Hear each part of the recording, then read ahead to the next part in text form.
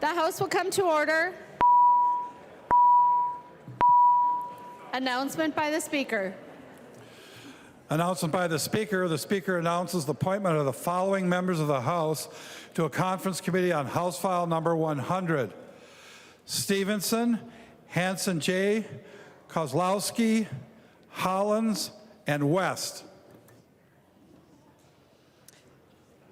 Members, we are on House File 1234. The bill has been given its third reading.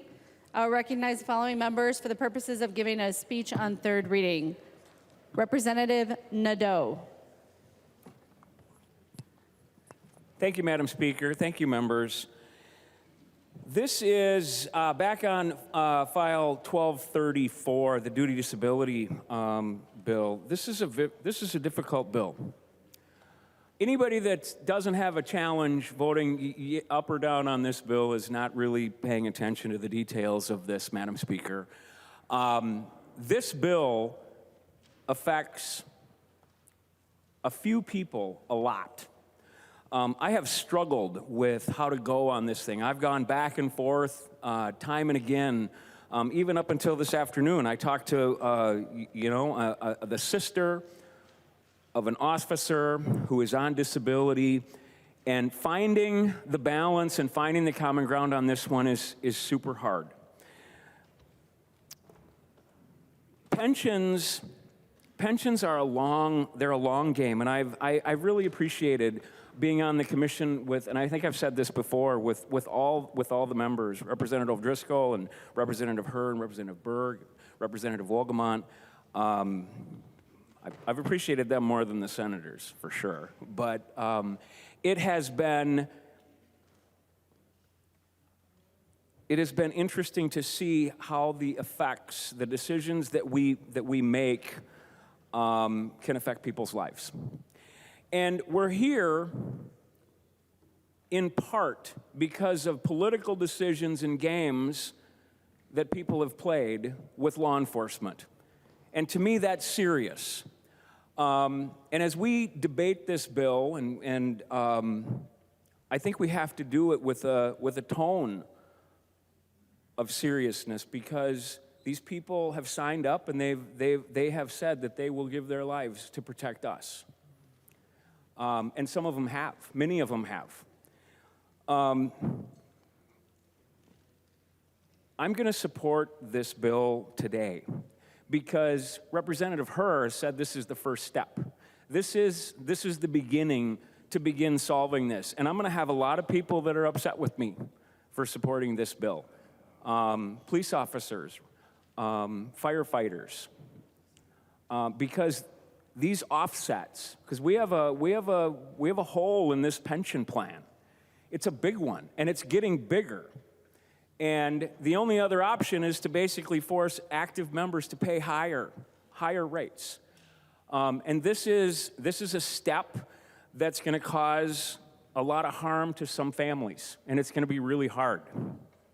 But I think it's the right step in the right direction, as long as we are committed to continuing this conversation.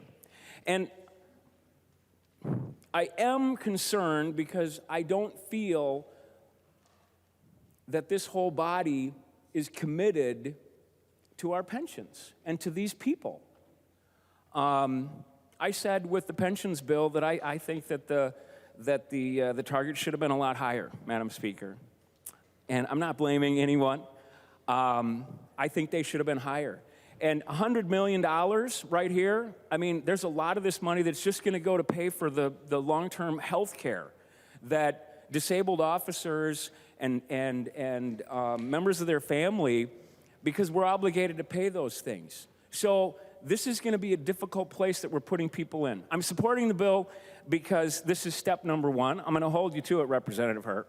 I'm gonna keep working with these people. I'm gonna keep advocating for these people, and hopefully we can, get together, both sides of this aisle, and treat this issue as serious as it should be, and hold those people accountable that want to stand up and play politics with law enforcement, because that's wrong. It's wrong. I don't care where it comes from. It's wrong. So with that, Madam Speaker, thank you. Please vote green on the bill if you can.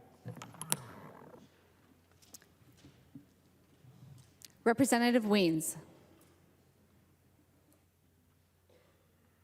Madam Speaker, Chair Herr, I'm going to vote green on this bill. Early on, I was fascinated with the bill. I was very curious about some portions of it that didn't quite add up on the fiscal side and the struggles that were there, but I think it is the right thing to do.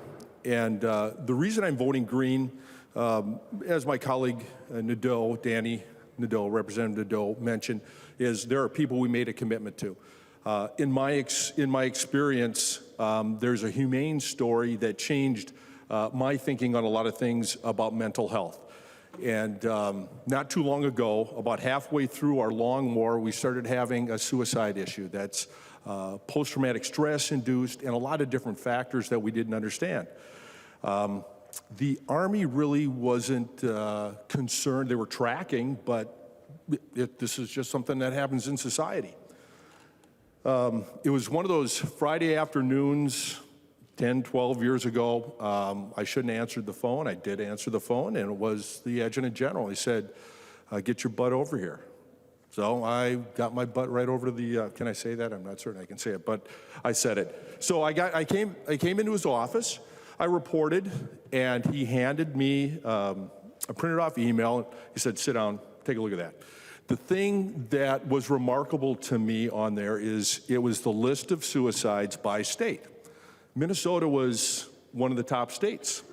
And I was amazed because this is reported suicides from members in the military in Minnesota. And then you go down to the end and it's like you see these huge states, I'm not going to name any of them, that were reporting a big goose egg. They didn't have any problem with suicide, no reported suicides. And the Adjutant General said to me, we got a problem. You're going to provide an opportunity for us to fix it. I want a monster special. Now, the thing is, we may not have caused this problem, why people are getting to a spot where they don't want to survive anymore, but we're going to own it, and we're going to provide the opportunity to fix it. Now, Minnesota has led a lot of things for military families and also for the military. The Beyond the Yellow Ribbon campaign, so many of you might have voted to fund that way like 15 years ago or so. But I went through taking some guidance, and he said, I want a WHOA plan for this, and WHOA is Army for awesome. You get it done, whether it sucks or not. I'm sorry, probably shouldn't have said that. But it's WHOA, so a WHOA plan. So I went to all the normal people that we would use, the usual suspects, to solve mental health problems. Oh, you got a problem with your marriage? Chaplain. So I called the chaplain in. Okay, you're not feeling well about yourself. Maybe that's our psychiatrist. Or you got a problem with your job or something, something like that. You're not getting paid enough or whatever. So we had a certain amount of people that weren't working in concert. So it became a wicked complex problem. How do you solve these things that don't really work together? And the Army had not really put together a good program for us. So the team that I assembled went out, talked to the state demographer, got a bunch of stats, looked at what other assets there were in the state, as well as reaching out to our federal partners. What can you do? And then it all started coming together is we have, in the military, we have a chain of command. We have military authority, and we have people that see people on a regular basis and can watch, observe, and figure out if something's not quite right. We have this Beyond the Yellow Ribbon program that's out there that provides a lot of help, whether it's family issues, whether it's job issues, or maybe they don't have the right kind of health insurance or whatever, and we can use those. But the key thing is we put a plan together that intervened where we saw that there were stressors. We had to have a system by which we looked at people and empowered people to make decisions to execute resources. It cost us a lot of money. We came to you guys, we went back to the feds for the support to get the behavioral health people there. So when we got a unit that was coming back from deployment, we could push all those resources there and get people their help. I called in an ungodly number of health and welfare checks on people. I had one officer that was so mad at me, called me a choice name. And I said, I did this because I care about you. Plus, you're supposed to get your butt over here. You're supposed to be here. You didn't report, you need to be here. About a month or two later, he came back to me and he said, you were right. Thanks. And I go, yeah, I am a mother and I do care. That's related to the name he called me. But where it goes from here is what we do to address mental health issues in the intervention piece that we do, we're moving beyond the stigmatization of reaching out and asking for help. And for our first responders, the ability for them to go through this process and not be stigmatized or penalized, we're making some bold steps. And thank you, Chair Herr, for moving forward, going into that gray zone, taking slings and arrows from every side in order to continue this discussion. We don't have everything figured out, but I know your nature as a caring person, and taking all of the various conversational pieces that we have had here, I'm proud to support this. So at this point, I would like to just thank and encourage everybody to vote green on this. Thank you, Madam Speaker. The member from Stearns, Representative O'Driscoll. Thank you, Madam Speaker and members. This is a difficult bill, and it's a difficult bill for lots of different reasons. First and foremost, because it's a personal situation that affects each and every member in this chamber differently based on their experiences, their connection with people in law enforcement, and dare I say their firsthand experience with being in a duty disability situation. This bill is desperately needed. Changes have to be done. We have to shore this system up. But I can't vote for this bill today. And the reason I can't vote for this bill today is only half the job is done. It's a good start. Did a pretty good job of getting the framing up. But it's not time to start picking the carpet and the curtains yet. We have a lot of work to do on this. One of the things I attempted to do today was to offer an amendment that helped clean up language and clarifying what is a duty disability. That amendment was not added today, and as soon as we were done, the bill author came over and said, Representative O'Driscoll, I want to get that in the bill. Tells me that there's still hope that maybe this session we can get some things done. We have 3 weeks left to get this very important bill not only off of our floor, off the Senate floor, but to the governor's desk. People will lose their lives if we do not get this right. Let me say that again. People will lose their life if we don't get this right because of the stress of disabilities, because of the stress of not knowing the outcome of this bill. I fear that if we wait until next year to pick up additional issues and say, let's do it next year, this legislature will do one of two things. They will put fear in the people who have had fear put in them this year because of the changes.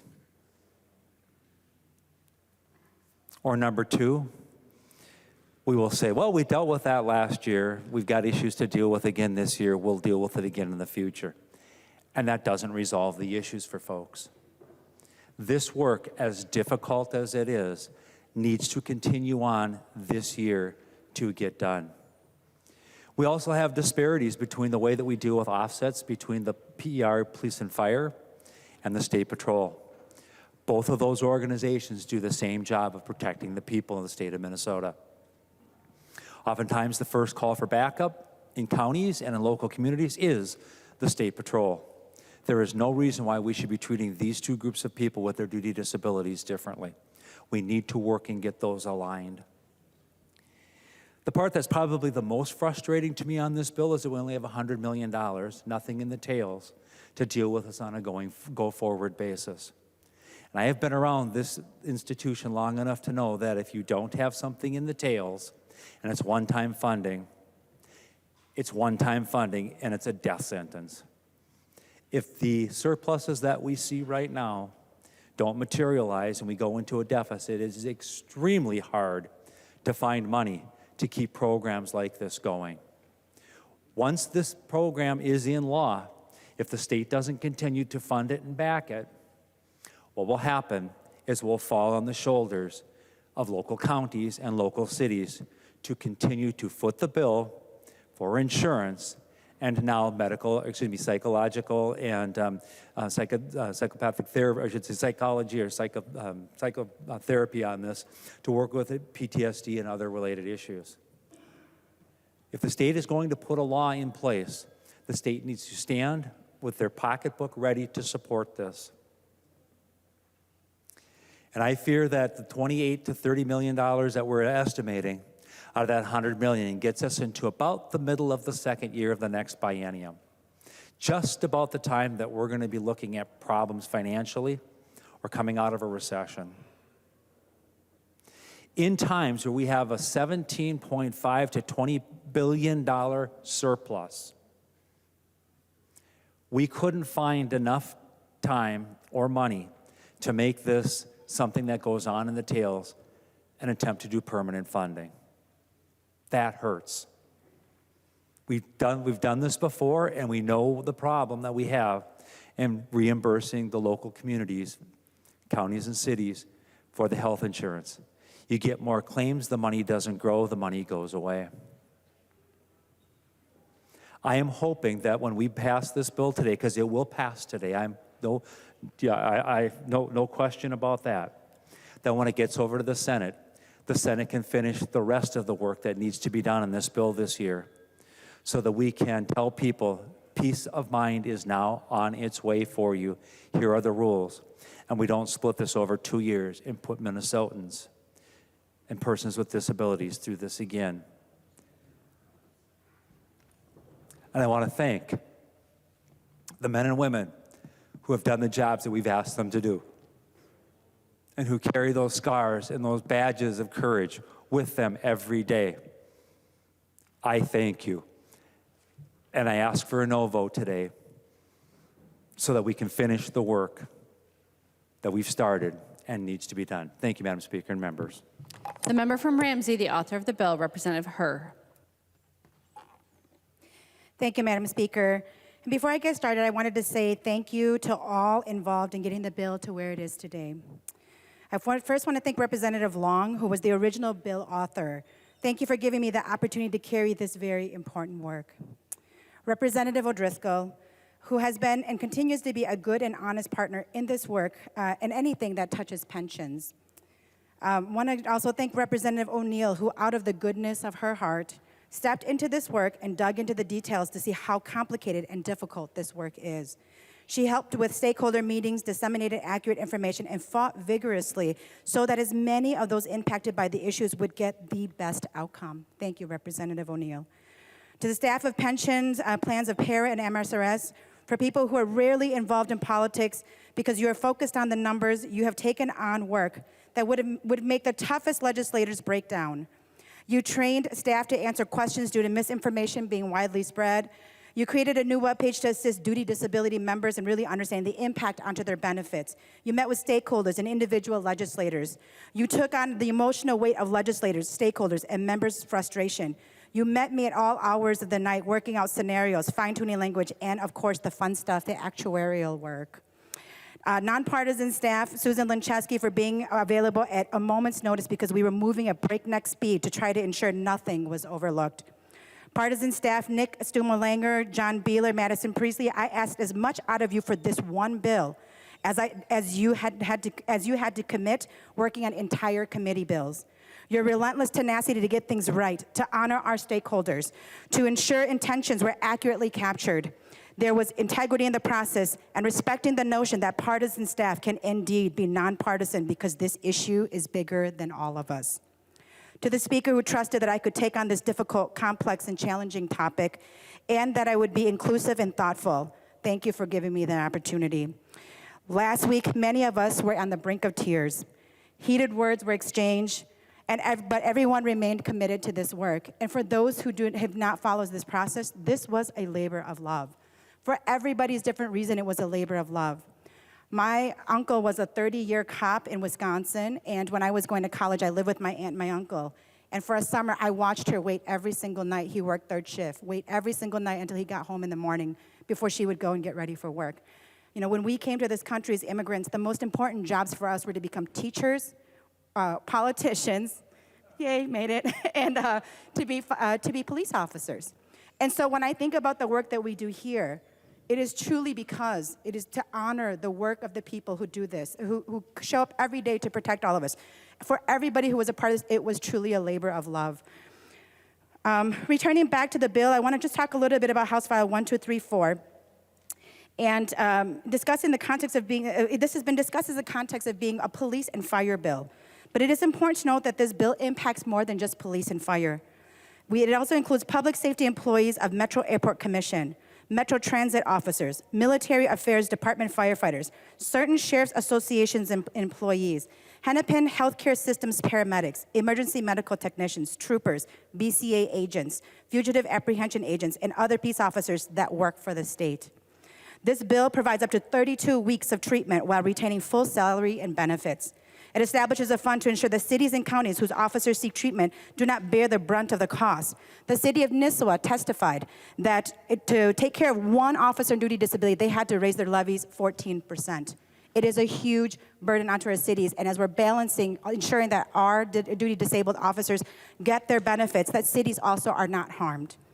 It ensures that officers who are treated for mental injuries can return to a job that they love. And like Representative Weens and also Nadeau spoke out, this is a serious issue, that we have to destigmatize mental health and normalize treatment. Our officers, we owe that to them so that they can come back to do a job that they love. The rise in claims over 250% from 2018 to 2022 has had a destabilizing impact on para-police and fire pension plans. This bill will ensure that the health of the plan for the 12,000 active officers and firefighters stays healthy for when they are ready to retire or should they need benefits. Not doing so would also increase contributions into the plan, as I said earlier, by 4%, and though that will be split up between employer and employee, we know who pays the employer portion of that. Significant impact on active members this will have on those individuals. I want to also point out that what I'm really, truly proud of is that for our duty disabled officers who are permanently and totally disabled, we are increasing their benefit from 60% to 99%. Officers like Officer Eric Mattson and Sergeant Dan Wolf, those individuals, their benefits will increase to almost 100% of their pay before they became disabled. We should all be very proud of that. I want to also state that duty disabled benefits will no longer be offset by workers' compensation benefits. And for us to know that in 2027, these benefits will no longer be taxable as well. We've done a lot of great work in this plan. Does that mean that we are done? Absolutely not. And that before I adjourned that last stakeholder meeting, I asked every single person to commit to me that if this bill does not work as we intended, we will all come back to the drawing board and we will be in lockstep with each other to ensure that we take care of our officers and those who need disability benefits. So with the amendments accepted today, it is really important that we continue to move forward and bring this bill and get it across the finish line. And with that, members, I do ask for all of your support today. Thank you so much. The member from Hennepin, the Majority Leader, Representative Long. Thank you, Madam Speaker. I will be very brief. I just want to thank Representative Herr for her incredibly hard work on this bill. This is an emotional issue. This is a difficult issue, but it is also a really important issue for my city, for your city, for many of the small cities around the state that you described that are facing these challenges, whether it's one officer or two or three. And you described the stakeholders that were involved in this process. This is not a partisan group. This is a group that came together to solve a problem because they all acknowledge that there is a problem. And it is a very diverse group with very strong opinions. And I know the hours of work that you have put into making this possible and the dozens of drafts that have gone into making this what it is today. But the fact that you brought these stakeholders together and got to the level of agreement you have, I don't think would be, I can't foresee a bill getting any more or broader agreement than what you have achieved today. So thank you for your hard work. This is a really important step on a really important issue. It was a bipartisan bill when I carried it last year with Senator Howe, and I hope that we have a big bipartisan vote today. The clerk will take the roll on the bill.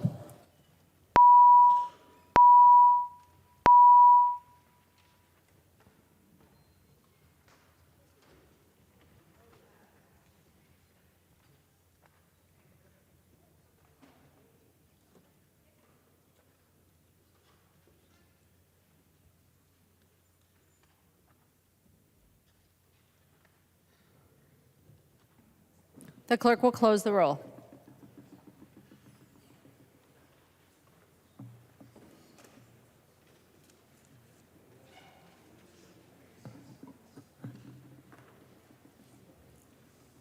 There being 89 ayes and 41 nays, the bill is passed as amended and its title agreed to.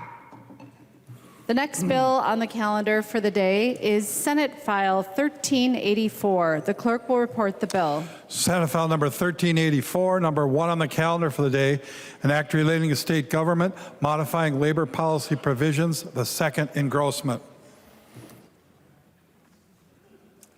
Representative Nelson, I have a DE amendment. Would you like to offer that now? Yes, Madam Speaker. The DE is mine. It puts the House language into the bill. Nelson moves to amend Senate File number 1384. Second engrossment as follows. Delete everything after the enacting clause and insert the following languages of House File number 1522, the first engrossment. And the amendment is coded DEA 1522. Representative Nelson, to your amendment. Madam Speaker and members, this is the House policy, or the policy bill for the Labor and Industry Committee this year.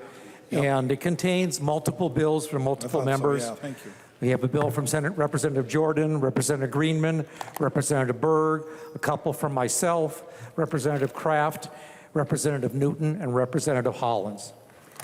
What this bill does is it has updates to PELRA PELRA laws. In this bill, it prohibits restrictive franchise agreements that prevents free movement of employees. It prohibits employers from firing, disciplining, or otherwise penalizing employees because they refuse to attend what they call captive audience meeting having to deal with religion or politics. It modifies some OSHA regulation. It updates some energy codes, including refrigerations.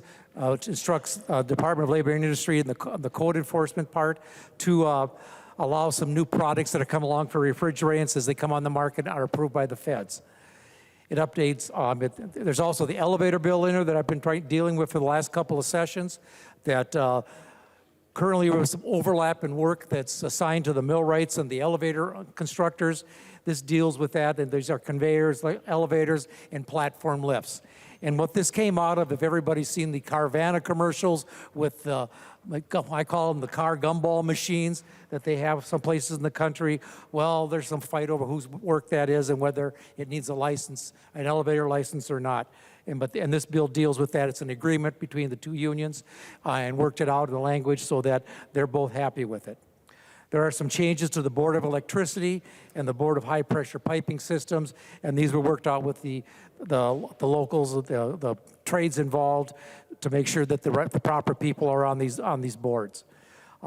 Exempts some load controls replacements that are done by public utilities from inspections, and if they're done by a licensed electrician. And these are, I call it NSP, but Excel and the other public utilities around the state. And it sets up rules for sacred communities at religious institutions to have permanent micro-dwelling units to help with some of the homeless that's also out there. And man, with that, there are amendments to the bill, and All those in favor of the author's amendment, please say aye. Aye. Those opposed, please say no. The motion prevails. The amendment is adopted. There's an amendment at the desk. The clerk will report the amendment. Greenman moves to amend Senate File number 1384. Second engrossment as amended, and the amendment is coded A4. The member from Hennepin, Representative Greenman. Thank you, Madam Speaker.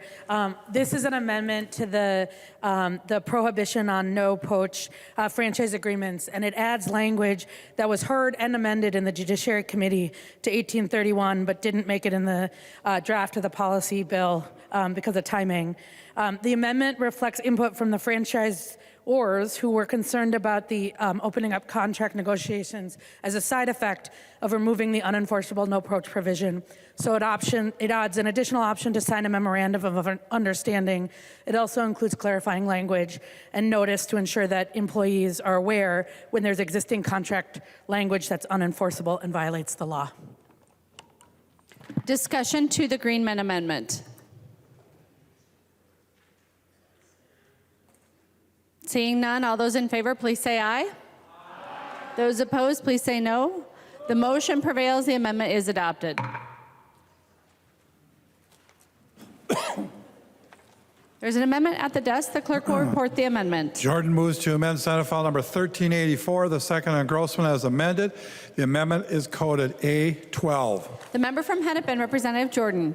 Thank you, Madam Speaker. The language in the A12 comes from compromises with management organizations. It clarifies that adult to student ratios are negotiable, not capital projects or the physical size of classrooms. It also gives employers more time to provide data to labor organizations representing employees. It also ensures that union representation workers adhere to worksite safety requirements. This amendment also cleans up language related to Representative Berg's captive audience bill and some language related to the franchise work that Representative Greenman did that will be amended by an amendment to the amendment. There is an amendment to the amendment. The clerk will report the amendment.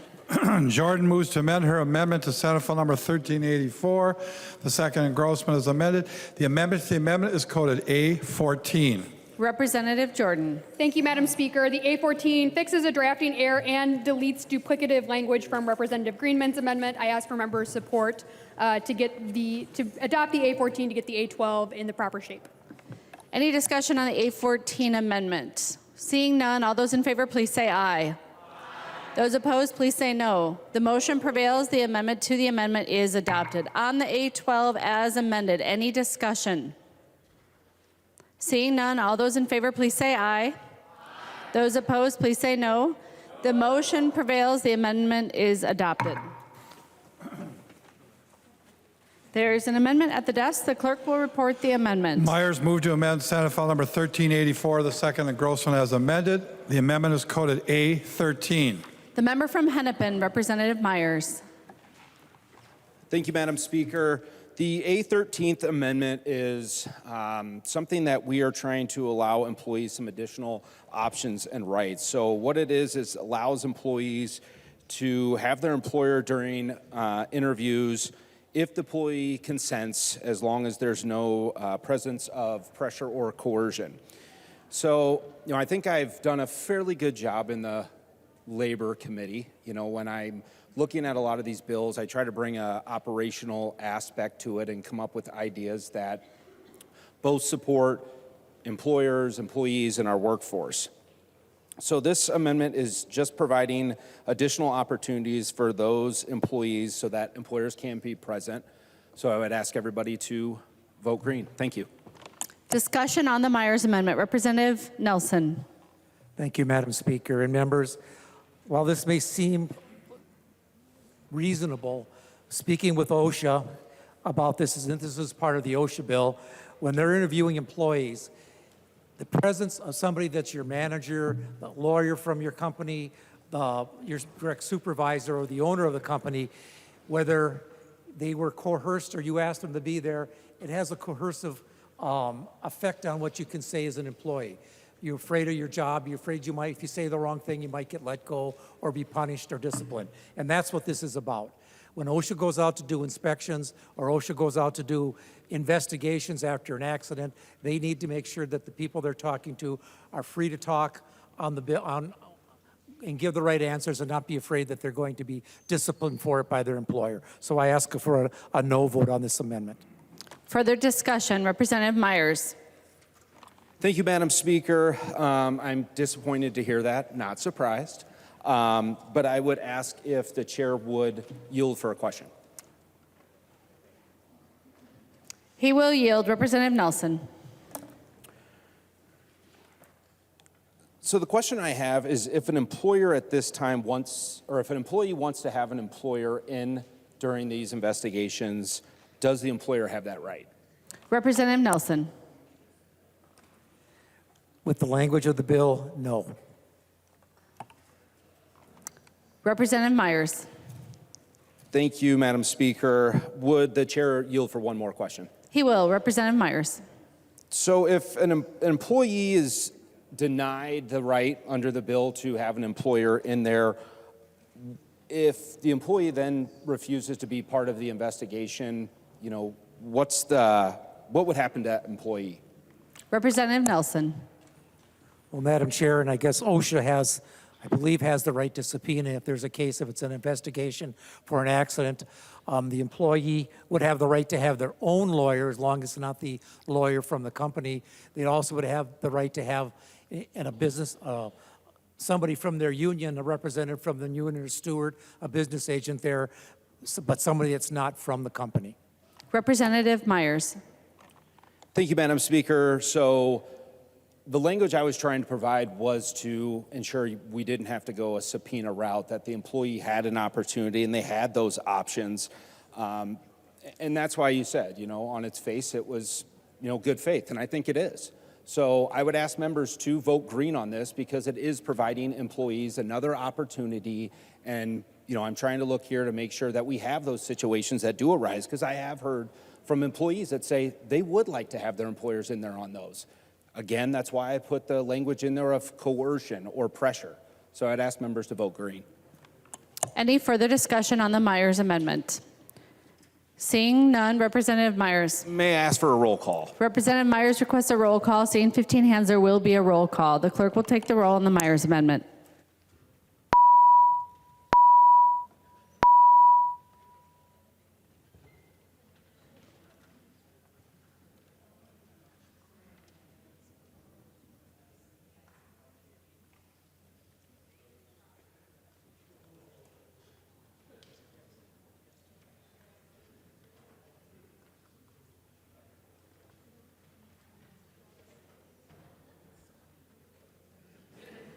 The clerk will close the roll.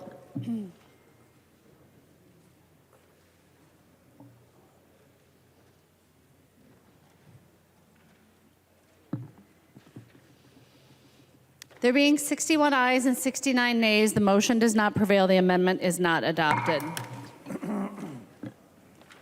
There is an amendment at the desk. The clerk will report the amendment. Kresha moves to amend Senate File Number 1384. The second engrossment as amended. The amendment is coded A11. The member from Morrison, Representative Kresha. Thank you, Madam Speaker. And members, the A11 amendment seeks to build better relationships and trusts in our school districts and among the bargaining units with the administration and management. What I'm removing here is many of the provisions that are added to this bill that simply try to get in the way of that process. And those of you that may have been in negotiations on either side or both sides know that those negotiations are critical to the relationship and the smooth running of that organization. And there's a number of provisions in here that I delete with this amendment to take those provisions back into the local organizations and let them work through these very critical issues like class size and all the things that are pertinent to a school year. But one particular section in here that I want to talk about has to do with the Janus decision and fair share fees. And let me tell you a little story of a teacher that I knew. A young teacher started off his career and he was teaching 3 hours in the morning in language arts. Just married, brand new child. That teacher then left, went home, had lunch, came back, and was a custodian. After school, that teacher was a coach. And then in the evening, that teacher would go and work at the local newspaper. Was working 4 jobs early in the career just to get this young family going. The problem was the teachers union wanted to fair share this person and did fair share them. The custodian union fair shared them for the afternoon. Even though this teacher did not want to be part of either bargaining unit, not because they were looking for the protections or the benefits that go with the union, but because this teacher simply couldn't afford diapers. Both of these unions made the arguments, fair shared them, and the provisions in this bill, that teacher could not go back and recoup what frankly were illegal fair sharing practices. Members, by putting the language in here to remove that, not only are we getting in the way of what's happening with bargaining units, we're getting in the way of courts. These issues should be decided by the courts, not us in this chamber. And every time we insert ourselves, frankly, we make it harder and we get it wrong. So with that, Madam Speaker, I would ask for a roll call, and I would ask you for a green vote on this amendment. Representative Kresha requests a roll call. Seeing 15 hands, there will be a roll call. Discussion. Representative Jordan. Thank you, Madam Speaker, and thank you, Representative Kresha, for the discussion. The A11 does much more than that. This amendment deletes all of the provisions in this bill that update PELRA. I want members to remember back to the pandemic when we called our public employees heroes. These heroes are asking for simply a voice on the job, and this amendment deletes that. As it relates to fair share fees, there has been, courts in Minnesota have determined that unions that collected fair share fees previous to the Janus decision under Abood did so in good faith, and they do not need to repay those fees. But this amendment deletes much, much more than that. As it relates to class sizes, I think the best quote I heard this year was on a different bill that would have put class sizes into statute. And this is what it said. It said, this representative said this in committee. The fact of the matter is everyone is talking class sizes in these schools. You've all been in your schools as well as I have. It is best that the teachers that teach and collective bargaining units conversations work best in those schools, and they know what they are working through the best. I agree. Those teachers know what they're doing the best. That quote came from Representative Kresha in committee. I agree with that, Representative Kresha, and that's why I would ask members to vote against the A11 amendment. The member from Freeborn, Representative Bennett. Thank you, Madam Speaker. And members, I'd like to speak in support of this amendment as well. And I specifically want to talk to the portions that do talk about some of the things the bill author has mentioned, such as e-learning days, what else here, the class size, student testing, student to personnel ratios. And I've spoken a lot with our local school board members in all of my school districts. And you know what they ask? They say, Representative Bennett, does the legislature not trust us? We are the locally elected school board. Don't they trust us to make these decisions locally and do what's best for our own schools and our teachers and in negotiations and all those factors that they deal with daily? And I said, it does make us, or I can see how you would doubt that. We should be sending messages that we do support our local school boards.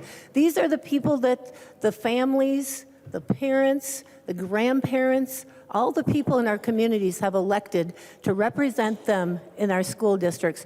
We're taking away their managerial authority. And I'll just say, as a former teacher, I think class size is hugely important. I would agree with that. But as a teacher, I was not privy to all of the financial aspects of our school district and other factors that they have to weigh as they make those decisions. And so I believe that this should be left to local control. The local teachers, local school boards should be making these decisions, not being forced into it, but allowing it by the people that were elected locally. So I ask you to support Representative Kresha's amendment. Thank you. The member from Anoka, Representative Niska. Thank you, Madam Speaker and members. And I just want to address the Janus litigation question. And as Representative Jordan pointed out, there have been cases, and most of those have been resolved in favor of the union. So this legislation really is not necessary. It's not going to actually solve any actual problem in the real world. The only thing it's going to do is it's going to set a message that we as the legislature have decided that there is one particular category of litigation where we are going to weigh in and decide that some civil defendants in some civil litigation are more equal than other defendants in other civil litigation. I think that's a very dangerous precedent for us to set. It tramples in the space of separation of powers, and in particular, it's just picking out winners and losers in ongoing potential litigation. It's not the right road to go down. So thank you, Representative Kresha, for this amendment. Vote yes. Representative Nelson. Thank you, Madam Speaker and members. And again, as Representative Jordan spoke, this is about, this just doesn't affect Janus. Part of the bill and some of the stuff that's being gotten rid of is access to these employees so they can, the union to represent, bargaining, or the exclusive representative, that's the word I'm trying to get out of my mouth here, can talk to them. Without knowing the names of these employees, they can't do that. If the person says, I don't want to be in the union, they can no longer collect fair share dues. The other piece of this is stuff that's in there for bargaining purposes. And like any bargaining unit and any bargaining you do, contract negotiations, if you've ever done that, the employer can always say, no, I don't like that. We're not going to talk about that. But this makes this part of the bargaining unit, but they can always say, no, I don't agree with that, and turn it down. Further discussion. Representative Kresha. Thank you, Madam Chair. And I'm wondering if Representative Jordan, if you'd yield for one quick question. Representative Jordan, will you yield? Representative She Jordan. will. Representative Kresha. Representative Jordan, will you read that quote again? I'm sorry, I couldn't hear the whole thing. I wanted to hear what you said. Representative Jordan. Thank you, Madam Speaker. This was a quote from the March 17th Education Finance Committee. We were hearing a Representative Stevenson bill related to class sizes. The quote was, there was a long thing here. It was a longer quote, but the part that I said here was, the fact of the matter is everyone is talking class sizes in these schools. You've all been in your schools as well as I have. It is best that the teachers and collective bargaining units conversations work best in those schools. They know what they are working through the best. Representative Kresha. Thank you, and thank you for taking that quote and reading that. And I stand behind it. And members, and Representative Nelson, I've negotiated with you. We worked on many bills. And the reason I think this is important, and the School Board Associations has testified against it as well, is because, as I said in that quote, we don't need to be in those conversations. They're already talking about these. And what we do at the legislative level is we're pushing our thumb on one side of the scale, and these are competent individuals. I do believe in them. I believe in both sides. I've been on both sides in negotiations. I have no issue with the intent of Representative Nelson, what you're doing in the bill, of saying, you're asking that this happen. What I'm saying is it's already happening. We just don't need to put our thumbs on the scale any more than it has to. Let's let the people that we elect locally, that we hire, let's let them do the jobs in the communities we're asking them to do. We have more important, frankly, things to do here at the state legislature. So again, I'd ask for a green vote. Seeing no further discussion, the clerk will take the roll on the Kresha amendment.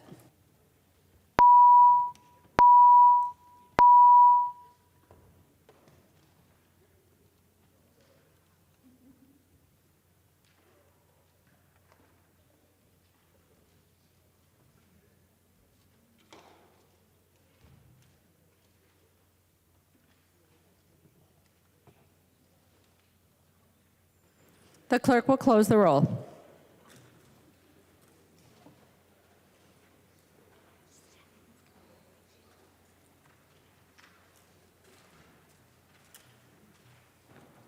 There being 61 ayes and 68 nays, the motion does not prevail. The amendment is not adopted.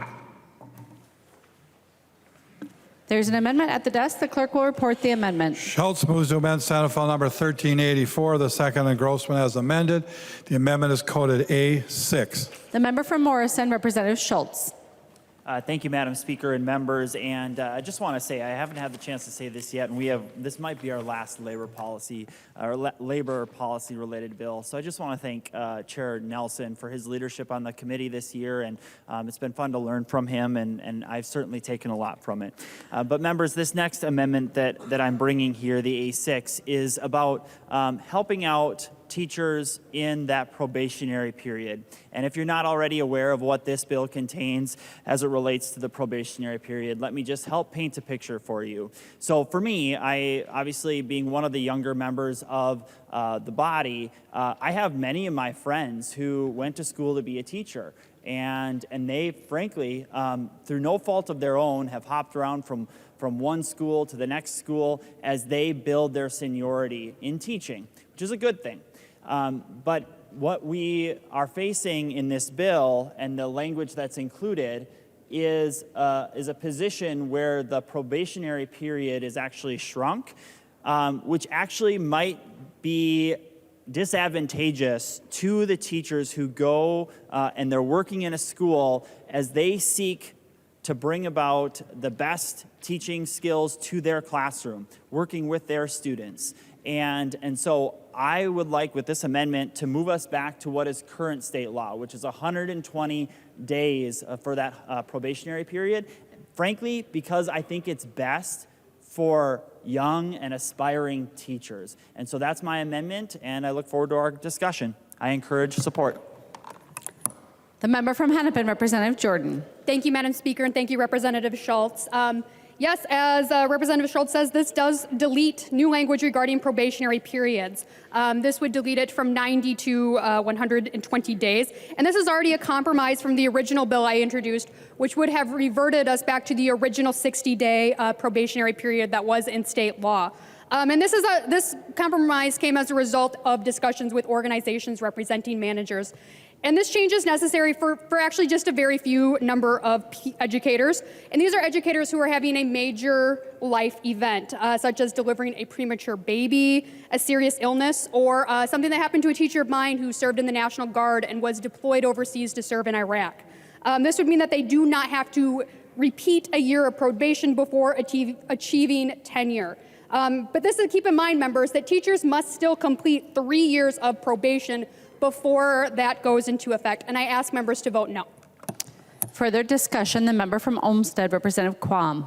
Thank you, Madam Speaker and members. Back earlier this century, I was on the school board, was treasurer, and was involved in teachers that were in probationary periods. I was on the ZED governing board, was treasurer, and also presided over that board.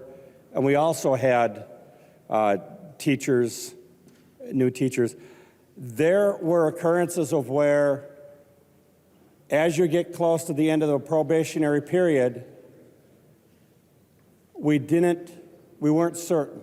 They weren't quite ready. And frankly, it was advantageous, or is advantageous, to have more time in that period. If you want to have some coverage of exceptions, deployment, medical, etc., then write about those and cover those exceptions. I don't want to harm a teacher's chances by having too short of a period of probation for them to prove themselves.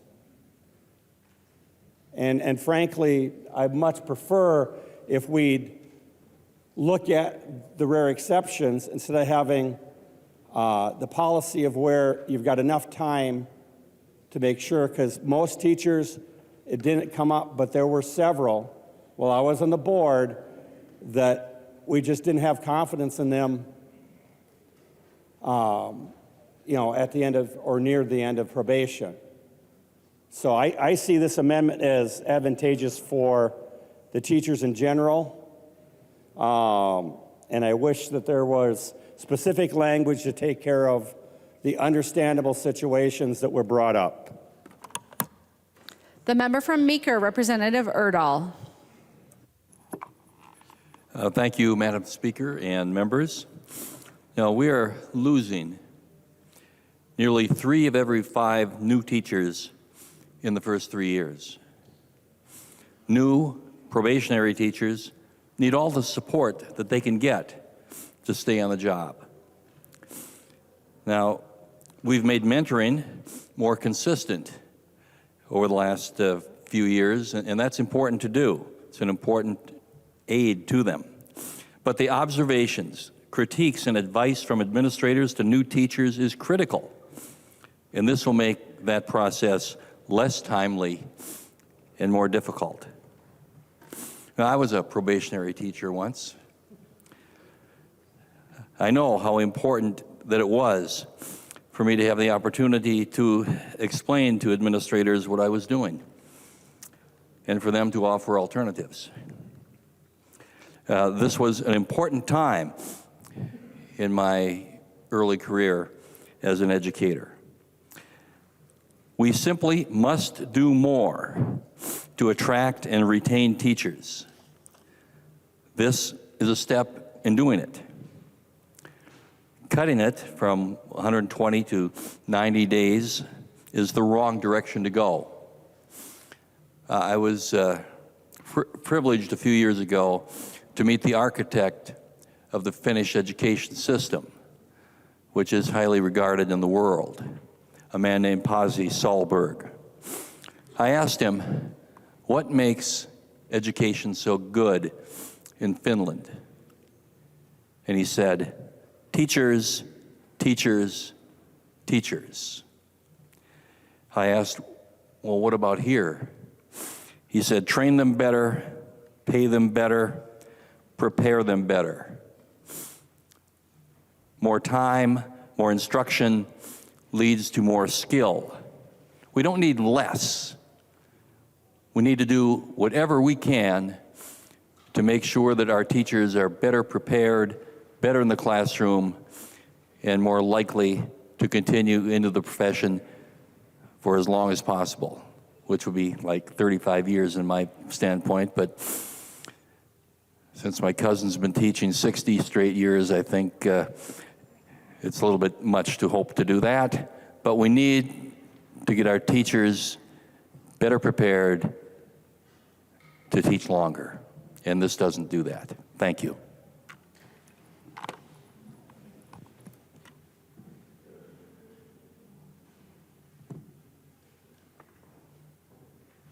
The member from Freeborn, Representative Bennett.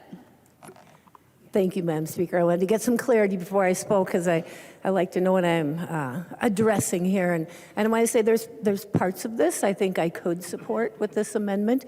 When you're going to another school district, having to only do 1 year I think makes sense. But this part about the 120 days versus the 90 days, I think that could actually backfire on teachers.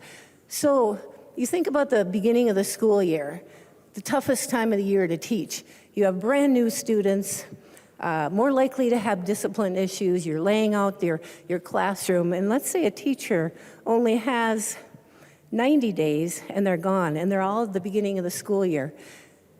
You can look pretty bad sometimes at the beginning of the school year with the types of students, not the types of students, but just that new behavior and setting your classroom structure and all those things.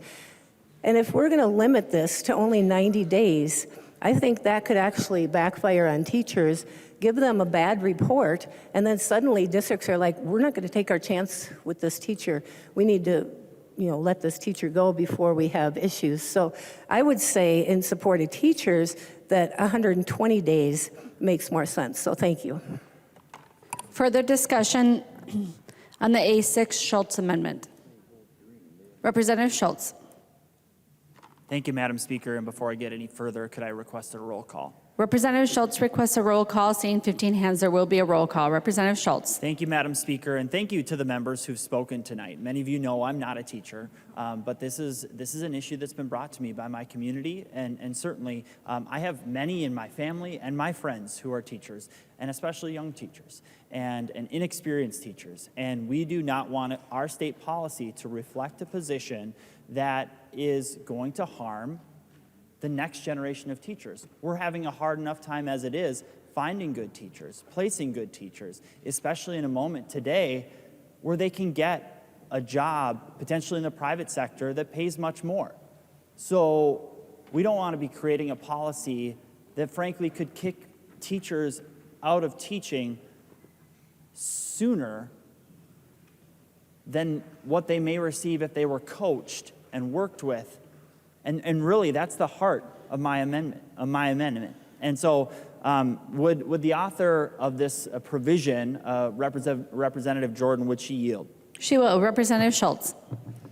Thank you, Madam Speaker. And Representative Jordan, I know that we discussed this in our Labor Committee, but I also wanted to ask you right now, what do you see as an advantage to the change that you're bringing here, especially to an inexperienced teacher who's looking to move beyond their probationary period? Representative Jordan. Thank you, Madam Speaker, and thank you, Representative Schultz, for the question. The advantage I see is that if you are having a very difficult time, like you've been diagnosed with cancer and have to have that treatment, that you do not have to repeat one of your 3 years of probation. That's a pretty big deal. And for people who were talking about 35 years ago, I was a probationary period. This probationary period only came into statute in the year 2000, which is less than 35 years ago. Math is sometimes hard for me, so I thought I'd do that. addition for folks. And then the other thing is the 120 days only came into effect in the law in 2011. So this is something that has been tinkered with by the legislature, and I have heard directly from these teachers who are probationary teachers and are having a really hard time. Like they had a premature baby and had to spend time in the NICU with that baby and had to repeat then another additional year of probationary teaching before they were able to become a tenured teacher. So that's the advantage I see, is that for those few folks who are trying to be in the classroom and are also struggling or going through something like guard duty and serving abroad, or having a premature baby, or having cancer, that they do not have to repeat an additional year on top of those 3 years. Representative Schultz. Thank you, Madam Speaker and members. I don't believe that we heard any testimony to this effect while we were in the Labor Committee specifically stating this sort of thing. And frankly, especially hearing from the colleagues of mine who have been teachers and the members of this body who have been teachers or who are teachers, the case is made that for lesser experienced, inexperienced teachers, that they could be hurt by this policy. And we don't want to put anyone in a position, especially our schools, in a position where instead of coaching and building up great teachers, we're shifting them out of our schools far earlier than we would ever want. So would Representative Jordan yield to another question? She will yield. Representative Schultz. Thank you, Madam Speaker. And Representative Jordan, earlier this evening on two separate occasions, but we'll start with the provision specifically related to this amendment. You mentioned that you've been consulting with some folks outside of this body as to this language, and that this was compromise language. Can you share with us who you compromised with to get to the point where we have 90 days? Representative Jordan. Thank you, Madam Speaker. Thank you, Representative Schultz. I worked with unions representing educators and organizations representing school management organizations. This isn't language that either of them actually really appreciated, but it's one that I made. Representative Schultz. Thank you, Madam Speaker and members. There's a middle ground to find here, and that's what I'm seeking to find tonight, and I want to invite you to join me on it. Because what we've heard so far tonight is that there are plenty of people who are interested in the best quality teachers in our classroom, working and making sure that the next generation, that they're coached appropriately for the classroom and aren't sent to an early decision outside of the school. And so I think that this is important because as I've been bringing these policy issues forward and discussing with other stakeholders, people like the Minnesota School Boards Association, folks who represent school administrators, they weren't consulted on this. They did not provide input, and they also didn't agree to a compromise around 90 days versus 120 days. And this is important for the people at home, and especially for inexperienced teachers today. We want to keep you in the classroom. We want to help you become the best and the brightest to teach our youngest learners. And that's why, members, I encourage a green vote on this amendment to return us to our current state law. Seeing no further discussion, the clerk will take the roll on the A6 amendment.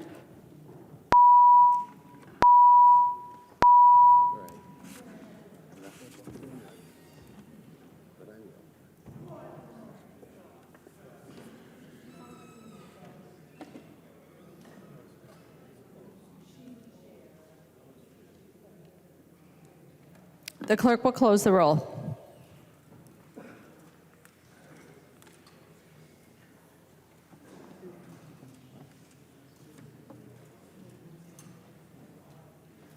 There being 61 ayes and 69 nays, the motion does not prevail. The amendment is not adopted. There is an amendment at the desk. The clerk will report the amendment. Kreshaw moves to amend Senate File Number 1384. The second engrossment as amended. The amendment is coded A7.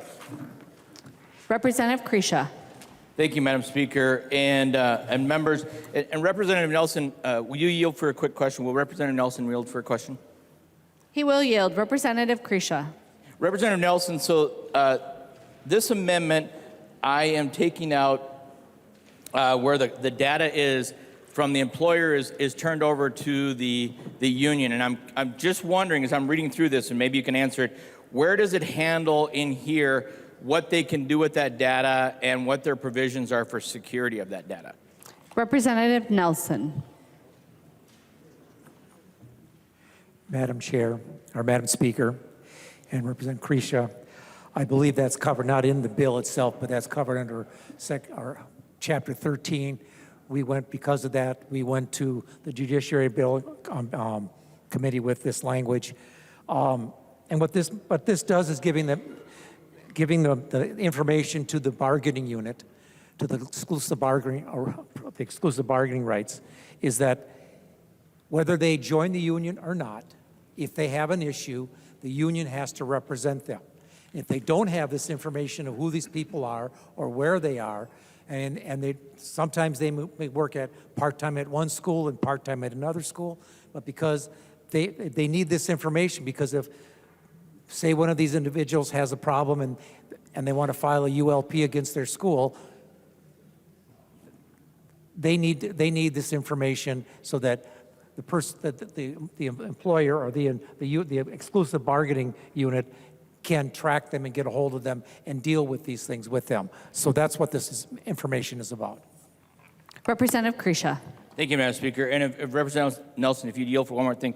But they can voluntarily opt out of it, right? The employees, the new ones, they don't have to give that information. There is an opt-out. That's correct, right? Representative Nelson.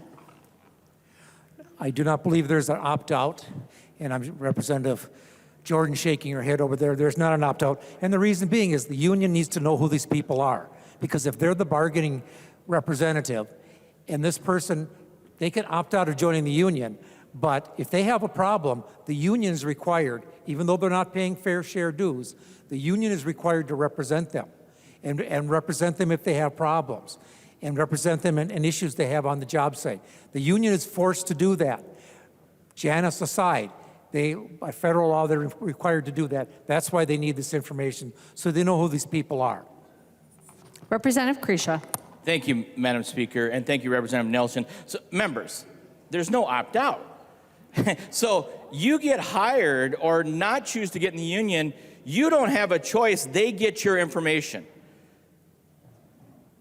This body has dealt with data privacy issues how many times? I mean, is nothing sacred anymore? Is your own data no longer protected that we just callously say, nope, you can't opt out? Why? Because they need it. They need it for what? If you have a sick kid, the union is going to try to get a hold of your spouse or your partner to try to deal. No, they don't need it. You can give that to them voluntarily. That's your data.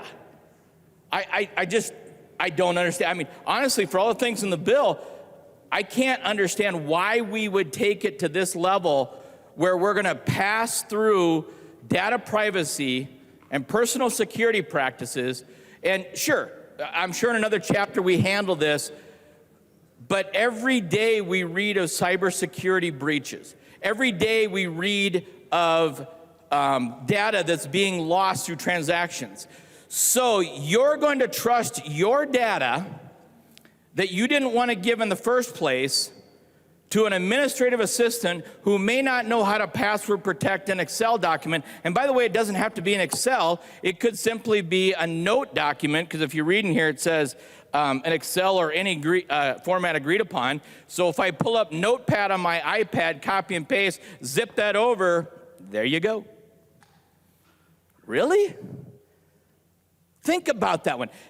Take the politics out of her for a second. Forget that I'm a right-wing nut job hack, and think about this for a second, folks. We are not allowing people to opt out of giving their personal data, even if they choose not to join that bargaining unit. Why? Because they need it. Members, that seems even beyond the scope of the craziness we've done here.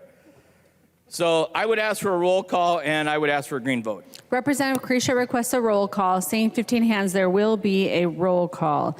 Discussion to the A7 Krisha amendment. Representative Jordan. Thank you, Madam Chair, and thank you, members. I would point to Section 1, Subdivision 6, that does detail the duties of the union that the data will be used for. I will read it. it is to conduct elections, which is already in current statute, and then we added investigate and process grievances. And it also says in the bill that liability is with the entity that the data breach occurred. So if the data breach occurred with the union is liable for actions resulting from that. If the data breach occurs at the districts, which we have seen in districts across this state, then the district is liable for data breaches as it refers to that. But I will remind members that not all workers have to join the union under Janus. But unions have to represent all of the workers that are in that bargaining unit, whether or not they pay union dues. So it's very important that unions do get this data. I heard from one individual that was fired from their job, and their union representative found out that that was an unfair labor practice and they did not need to be fired. But there was no way for the union to contact that employee because they didn't have their email address or phone number. And so making sure that unions have that data on the offset is critical so that they can do their job that they must do to represent all of the workers. So I ask members to vote no on the A7 amendment. Discussion to the A7 amendment. The member from Scott, Representative Bakeberg. Thank you, Madam Speaker. Thank you, members. Representative Krisha, thank you for this amendment. I just want to recenter our conversation back to just some common sense and how things actually work in a building. So just as a reminder, each building that I've ever worked in has something called a building steward. That's the contact person for the union. And that is the go-to person within the building if there is a union issue that is happening. So that's the first thing that I think is important to keep in mind. But also, we're talking about schools. So let's really focus on what's important, and that's the kids in the schools. And if we're going to be honest, we don't always spend the time talking about kids and how kids are impacted by decisions. Also, I'm hearing a lot of concerning conversations about administrators, about school boards, about just communities, and really a lack of trust for our school districts. That's concerning, members.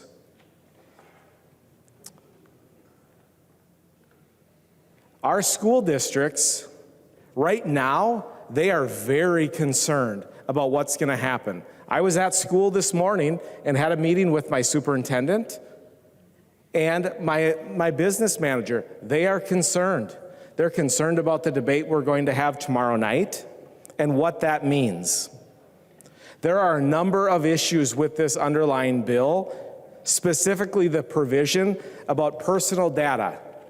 And I want to repeat, that's personal data. It's not my school district email.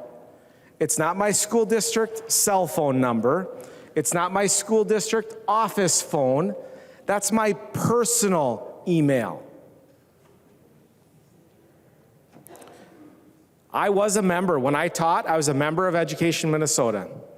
I was a contract negotiator. I negotiate our contracts for our principals group. We have to be honest when we're talking about personal data. I hear often from teachers who are members of Education Minnesota that they don't trust what is happening with Education Minnesota. Not the local, but Education Minnesota as a whole.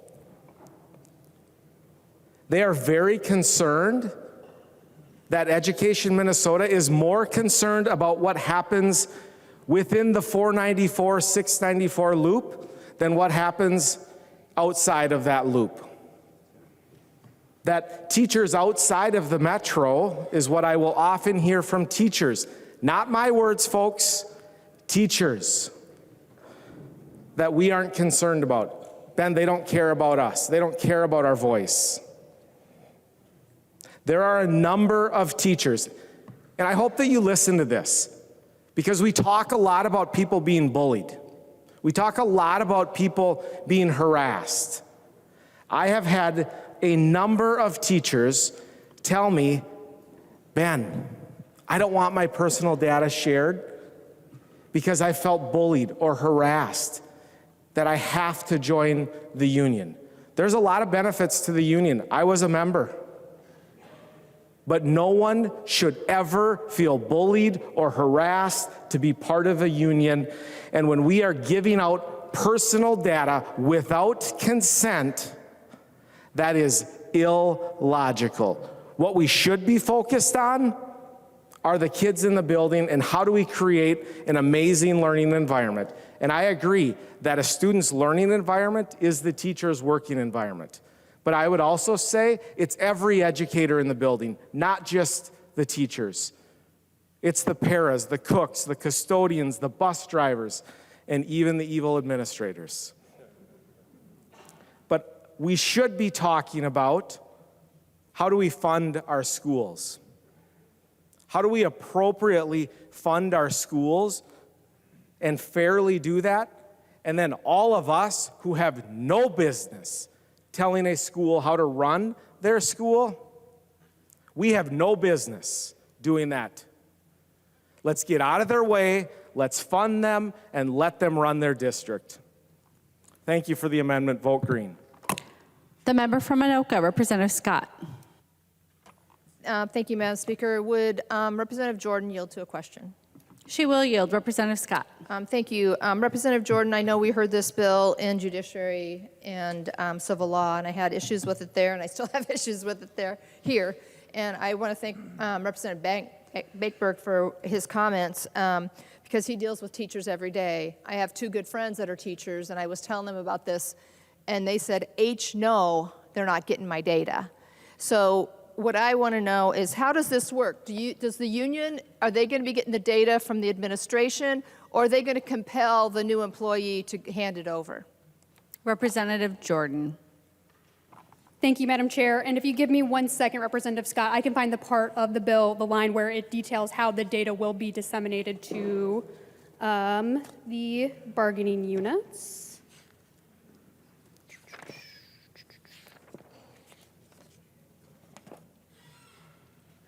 And this was also covered as part of the amendment that I had as well. And so within 10 calendar days, and we changed it to 30 calendar days with my amendment, the public employee must provide the contact to the exclusive representative or the union in an Excel file format or other file format agreed by both parties with the data. And then there is also another Excel file or similar format agreed to by both parties every 120 days beginning on January 1st. And so it isn't an Excel file data, or it isn't an Excel file or format agreed to by both parties. Representative Scott. Thank you, Madam Speaker. So, Representative Jordan, if she would yield to another question? She will yield. Representative Scott. So just to clarify, Representative Jordan, the bargaining units, the union is asking the administrators who have this private information to turn it over, or are they asking the individual teacher? Representative Jordan. Thank you, Madam Speaker. Thank you, Representative Scott. And let me correct myself. It's actually 20 days, not 30 days in my amendment. It would be from the school administrator or the city or other unit of government that is providing the data, not the individual itself. Representative Scott. Thank you, Madam Speaker. Well, so what we have here, folks, is they're compelling the administration to turn over private information, private contact information of teachers to a third party, which is the union. And what happens, again, if there's a data breach with the union? Are they held responsible? Can the employee sue the union? If Representative Jordan would yield again. She will yield. Representative Jordan. Thank you, Madam Chair. Yes, the union would be liable for the data breach. Representative Scott. Thank you, Madam Speaker. Well, while that's fine, I don't think that's going to give a lot of folks a lot of comfort. People don't give over the private information for very, very good reasons. One of which is who wants to give their private information away to any, whatever entity so that they know because they know that person is going to contact them, harass them. And this is not what government should be doing. We should not be voting on something like this to allow a union to do that, to compel these administrators. Would Representative Jordan yield to one more question? She will yield. Representative Scott. Thank you. Representative Jordan, what happens if the administration says, no, we're not going to hand over that information? Representative Jordan. Thank you, Madam Chair. Thank you, Representative Scott. Excuse me, Madam Speaker. Then they would be in violation of this law should it pass. Representative Scott. Thank you, Madam Speaker. Would Representative Jordan yield to another question? She will. Representative Scott. Thank you. And what would the consequences be to that? Representative Jordan. Thank you, Madam Speaker. Thank you, Representative Scott. The consequences are not outlined within this bill, but that would probably be an unfair labor practice or a ULP. Representative Scott. Thank you, Madam Speaker. If Representative Jordan would yield to another question. She will. Representative Scott. Thank you. I don't know what that means. So what are the consequences for an unfair labor practice, that, whatever it was that you just said? What are the consequences for that, a violation of that? Representative Jordan. Thank you, Madam Speaker. Thank you, Representative Scott. Generally, and I actually think that Representative Nelson might be able to better detail this than I would be. But generally, when I've had this happen when I was a union organizer, this meant that BMS would intervene and go through with it. And there are other parts of statute that outline what a ULP is through BMS. Representative Scott. Thank you, Madam Speaker. Well, I'm really still not finding out like what the consequences to an administration would be. Would Representative Bakeberg yield to a question? He will yield. Representative Scott. Thank you, Madam Speaker. Representative Bakeberg, so in your experience as a principal, if you're following this conversation, what do you believe the consequences would be if you chose as a principal or the administration chose as a principal not to share this personal information with the union? Representative Bakeberg.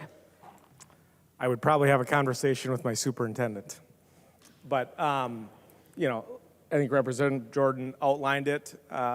It would lead to further conversations with the union, depending on which bargaining group it is.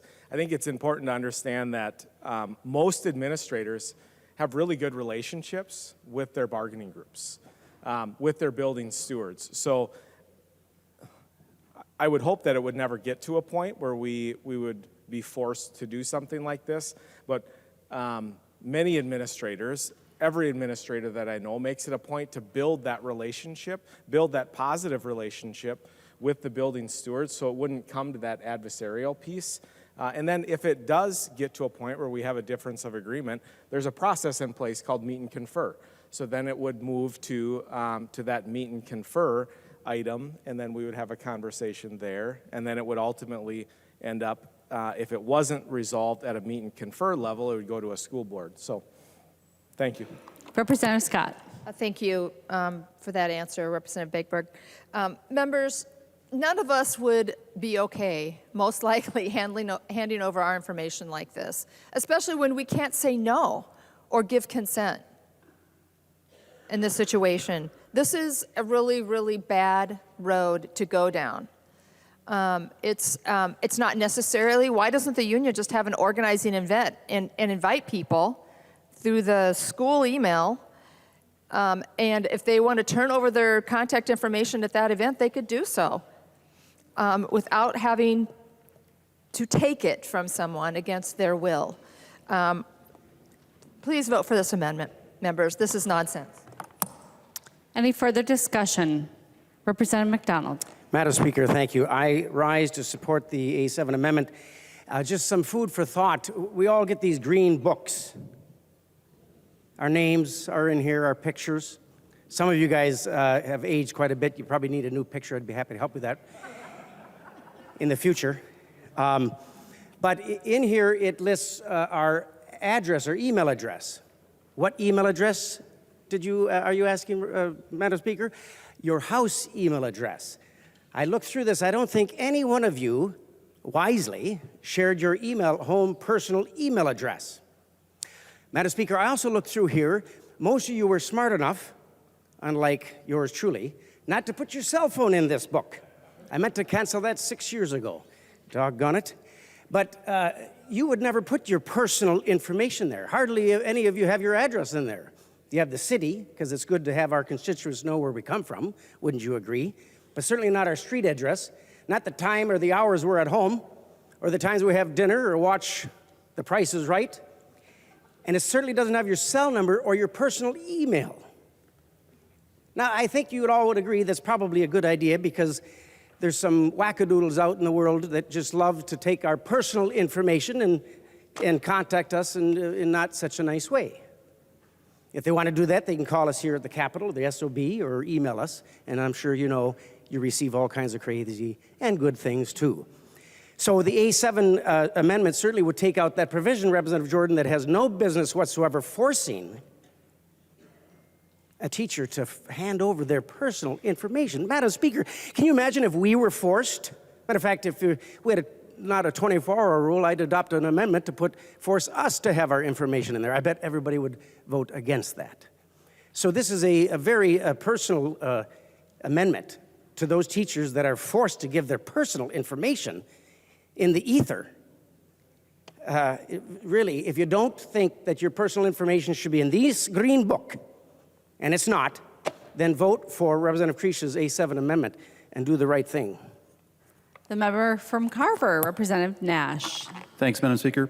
Would Representative Jordan yield to a question briefly? She will yield. Representative Nash. Thank you, Madam Speaker. And Representative Jordan, I have always been a big supporter of the Secretary of State's Safe at Home program. And my fear, and this doesn't necessarily directly apply, but there are teachers that are likely to be folks who have survived domestic assault and violence. And if you publish their home address in a file that is as porous as an Excel or a CSV or a Word or a Notepad or any of that, and it goes to a union and that gets breached, and I got to tell you, working in cybersecurity for the time that I have, I know hackers that can hack almost anything just like that.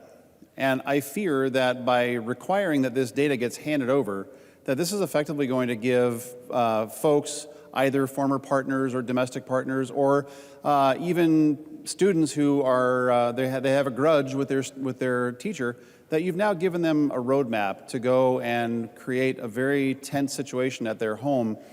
And I also notice, as a second question, you've not put any requirements for data handling in here from a security perspective, and I don't see any best practices. So the first one is domestic violence and stalkers. That doesn't seem to be addressed at all, that you're just handing that data over. Could you please address that? Representative Jordan. Thank you, Madam Chair, or Madam Speaker. Thank you, Representative Nash. Safe at Home data is kept private and it would not be disseminated as part of this. And then I would need you to repeat the second question. Representative Nash. Thank you, Madam Speaker. We both talk very quickly sometimes, I know.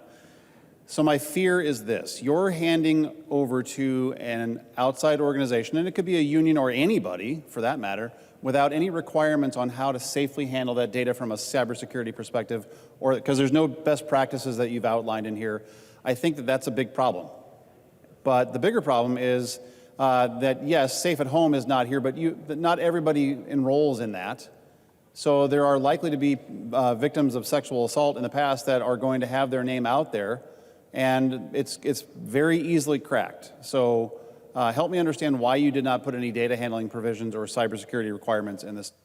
Representative Jordan. Thank you, Madam Speaker. Thank you, Representative Nash. To be very clear, this isn't data that is being published. The data can be disseminated only to the extent that is necessary to conduct elections and investigate and process grievances and implement the provisions of chapters 179 and 179A. And then also to Representative Scott's question that the portions that are actually earlier about the extent and the process of if there's a dispute is it would go to Bureau of Mediation Services. They would look at the data and then ask the district to turn it over. There is other parts of statute, and I'm sure Representative Nash, you know those parts of statute better than I do, about safe data handling that would be applicable. Representative Nash. Very quickly, Madam Speaker. Well, Representative Jordan, on line 12.23 and 12.24, there is personal information there. It's their address that is now potentially going to be handed over to the union prescriptively. And again, it is super easy to hack anybody. So you've seen schools in the news that have been hacked. And again, I work with a bunch of people who we go to competitions as white white hat hackers, and we win all the time. It is not difficult to take down a school. It is not difficult to take down a union. It is very easy to infiltrate their systems. So just by passing them this data that, as Representative Krisha said, they don't need, you are putting a good number of people at personal risk for stalkers or other sexual assault folks. So I would urge the adoption of the Krisha Amendment, the A7. Vote green. Discussion. The member from Olmsted, Representative Quam. Thank you, Madam Speaker.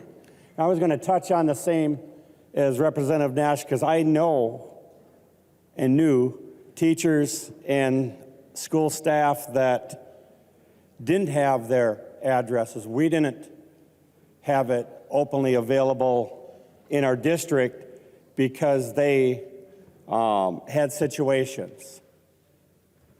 And frankly, there are a lot of issues about if you're going to force a district to give information it doesn't have because that person's information is protected because of good reason, and the fear that these people, if you've talked with someone that's had this issue, the fear that their information will get out, that they're constantly worried about, and not having an opt-out, I think is problematic legally,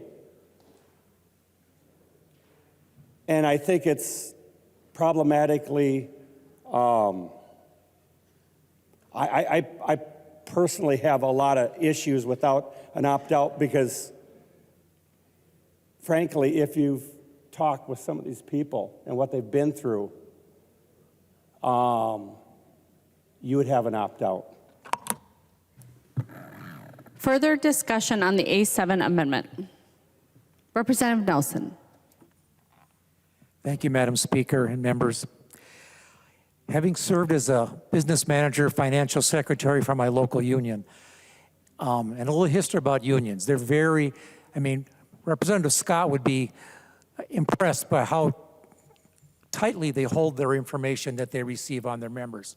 Going back in history, if the name of someone that was in the union got out, they were blackballed from jobs, they were harassed, they were all sorts of terrible things that used to happen, and some of that stuff still happens today.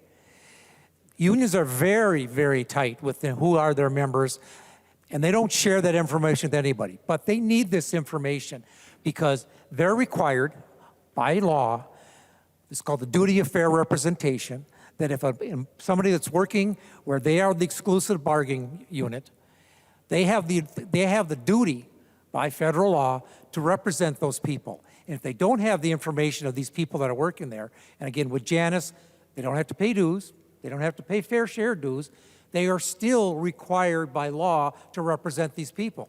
And if they don't have those names and addresses, they're not able to do that. And they could then be sued by somebody because you didn't represent me when I had a problem. So members, that's what this information is about. That's what this part of Pell we're upgrading. And it's not just schools, it's your cities, your counties, I don't think most townships would have union representation, but it's places like that that have those representation, and those people are required to give this information. It's not just schools. Further discussion. Representative Krisha. Thank you, Madam Speaker. And by the way, bless you. Allergy season. I almost called on Representative Kennedy over there. Representative Krisha. Representative Nelson, thank you for all that. A couple things you said there. I have no doubt that union representatives and unions run a tight ship and keep clamps on the data.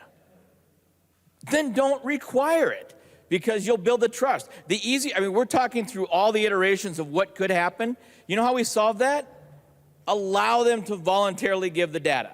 Because once they voluntarily give the data, then we remove all of that. We remove all that doubt. So I was thinking about a couple things, as you said, and someone said, well, it was hard to contact them. Maybe they didn't want to be contacted. There are times that I don't give people information because guess what? I don't want you to call me. Another thing is I heard they need the data to negotiate. Okay, so I've been in negotiations. You're going to tell me that they're sitting in a room and they're just about to close the deal and someone says, hey, they pick it up, email fuzzyslippers07@gmail so we can close this thing up. Or email I love Monty Python 99@gmail so I can finish this deal. Really? They need that data. No, they don't. No, they don't, members. And I know I'm being a little bit facetious, but I do bring this up. The greatest breach of the data is not the union representative or the people that are maintaining the data. It's when you're in that room and someone says, hey, email this person, and they say it out loud or they write it on a Post-it note that gets left on a desk. That's where the breach of data occurs, members. That's where it's because of lax practices. That the person who didn't want you to have the personal data anyway had no control over their name being on a sticky note that was left on a desk and everybody picked up all their papers and left and your stuff was there. And if you're in a small town like mine and those names get out on lists, guess what happens, folks? People start emailing lists and they start sending things, we've all gotten them. You start getting things on your list that you didn't wish to get. And it can come from either side. I have a district right now that is dealing with people that have access to names and lists. They don't know how they got on there, but they're getting material they don't want. This is how it starts, members. So I would just say this, members, just give me one green vote on that side. Just give me one person over there who says, you know what? I can see where somebody just doesn't want to willingly give their personal data. Just give me one green vote. Show me somebody over there who respects the fact that this can be an opt-in and doesn't have to be mandated. So, members, I would ask for a green vote on my amendment. The member for Mysanti, Representative Dowd. Thank you, Madam Speaker. I didn't realize we were wrapping up, and it was rude of me to stand up after. But you know what? This is what's going to happen. You ever fall for that free vacation deal where they do the timeshare presentation? That's what they're going to use this information for, is the timeshare presentation. They're going to make all the employees sit through it and try to sell them on the benefits of being in the union. I don't like those vacations, and we shouldn't subject people to those timeshare presentations by the unions. If they want to, they can be voluntary, and people can go and join the union if they want to, just like they're guaranteed right now that right under federal law that if they don't want to, they don't have to. But we certainly don't need to subject them to the timeshare presentation, and that's what this will do. So thank you for bringing the amendment to get rid of it. The clerk will take the roll on the amendment.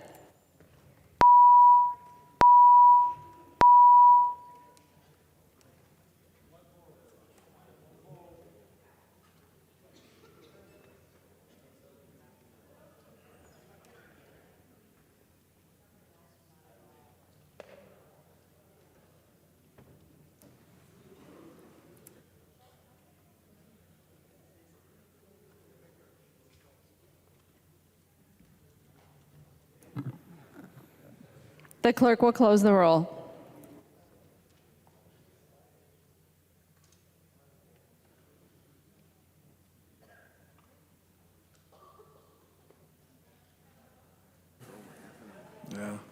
There being 61 ayes and 69 nays, the motion does not prevail. The amendment is not adopted.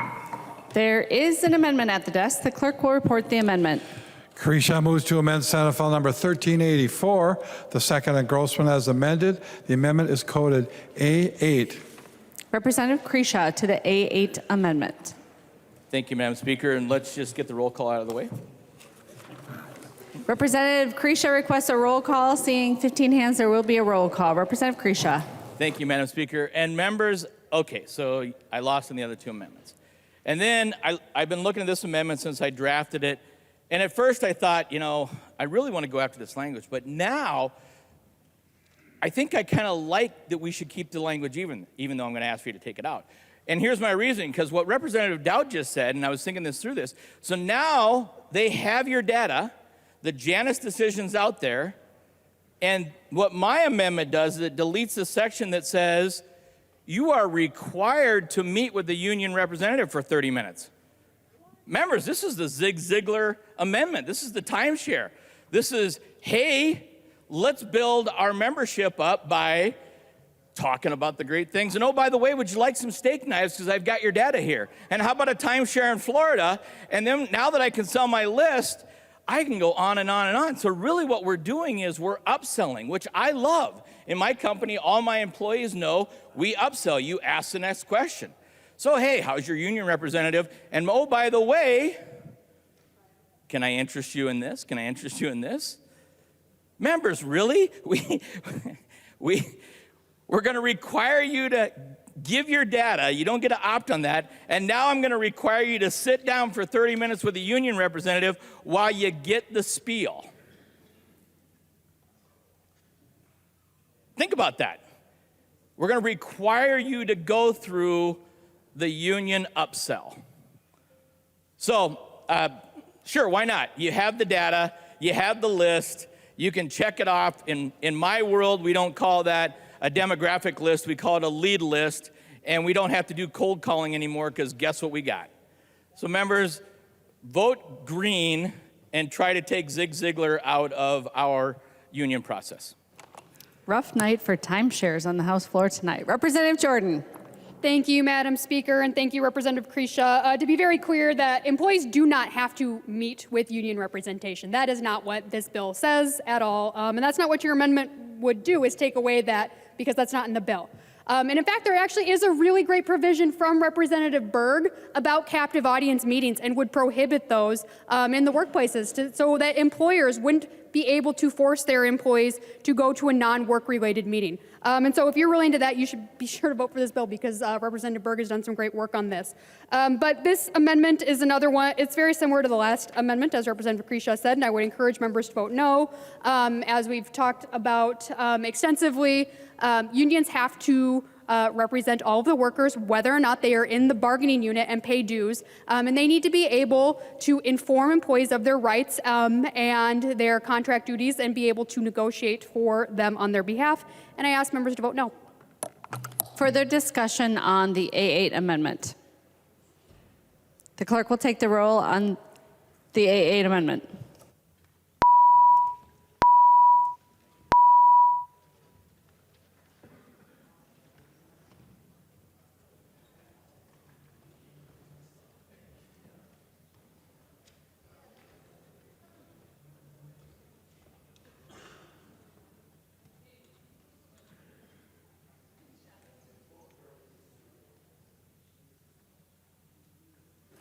The clerk will close the roll.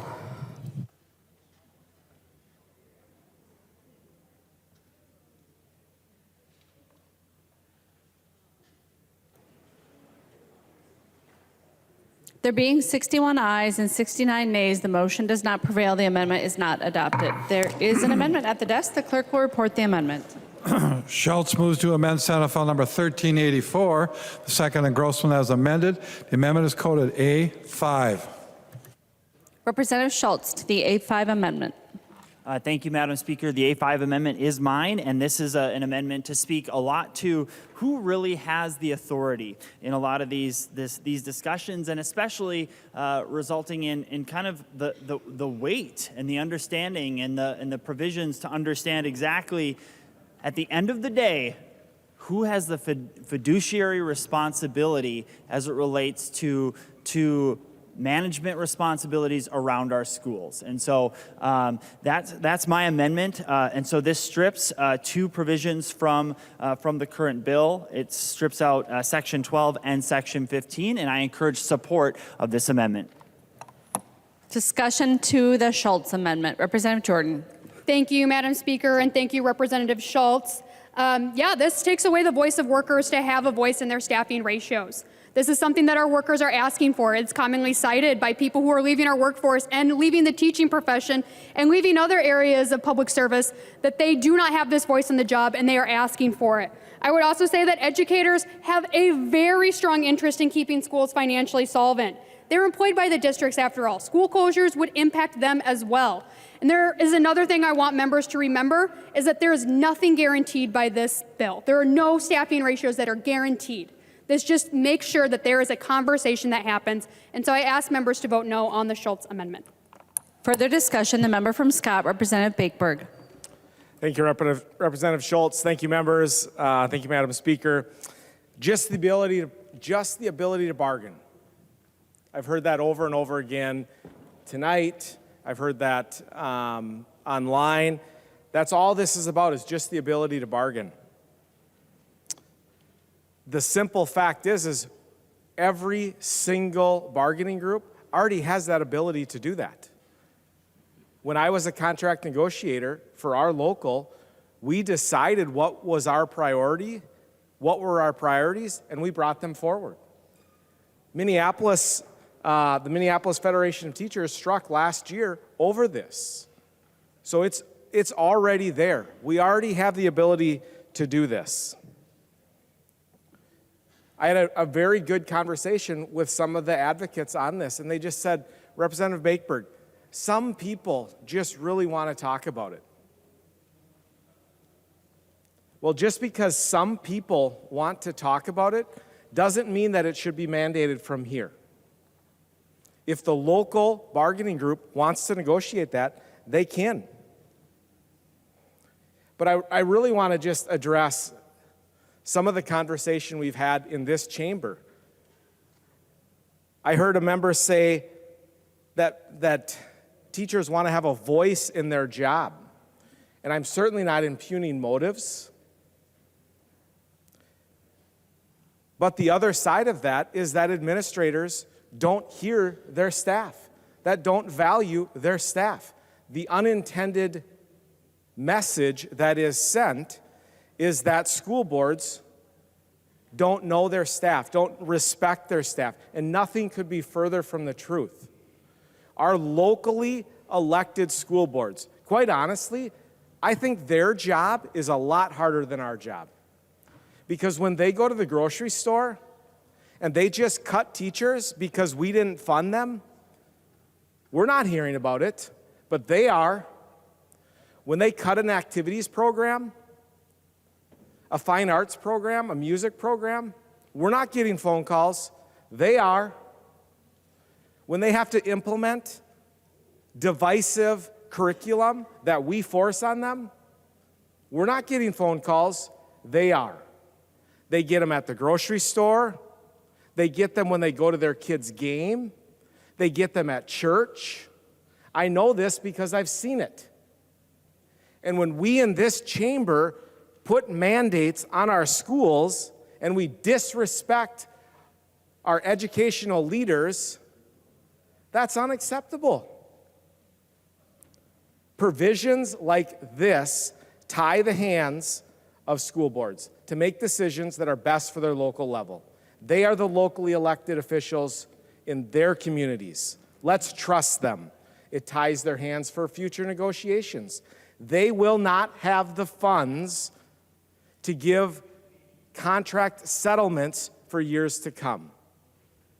We have heard all through the campaign season, schools are going to get historic money. That's the perception within our communities. But provisions like this and other ones, and I know Chair Joachim is working really hard in conference committee, but there's a lot of concerns about what's going to come out. But the parents that are working hard, providing for their families, they're not aware of all of the moving pieces. All they hear is schools are getting historic money. And there is a real chance that schools will go backwards. We need to provide funding and flexibility. That's it. And let's get out of the way and let the schools do what they do best. Let the local districts do what they do best, determine what's best, and innovate for their local districts. Vote green. Further discussion on the A5 amendment? Seeing none, the Representative Schultz.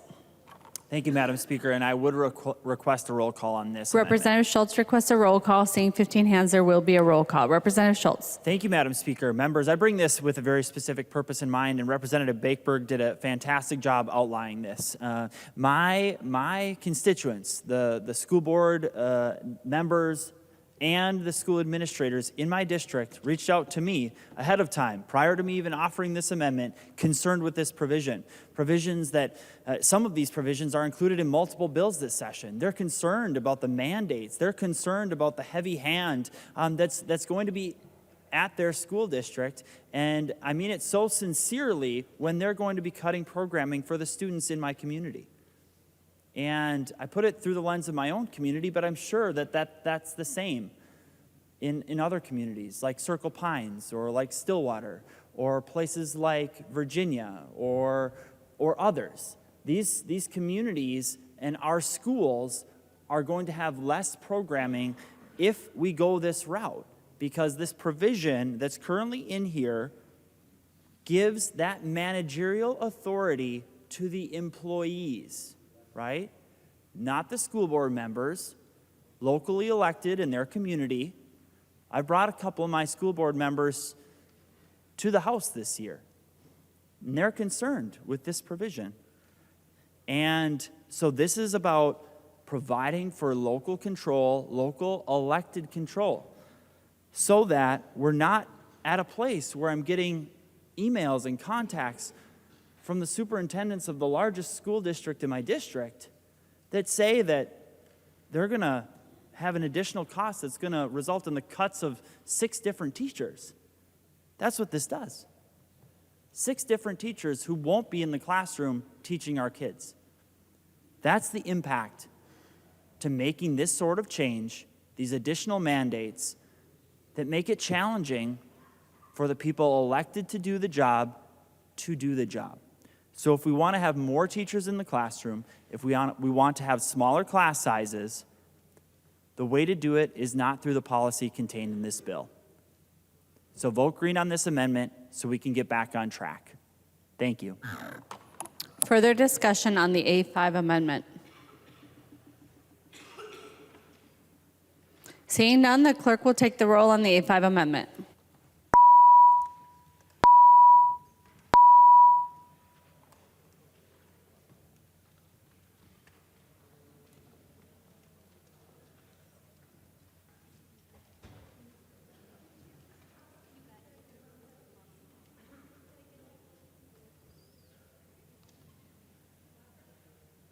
The clerk will close the roll.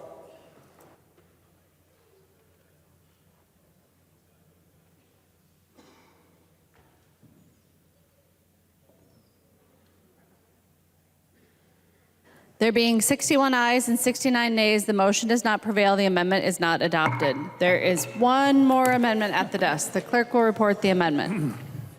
McDonald moves to amend Senate File Number 1384. The second and Grossman as amended. The amendment is coded A9. The member from Wright, Representative McDonald. Madam Speaker, the last amendment, well, I'll be quite quick. I'll attempt to anyway.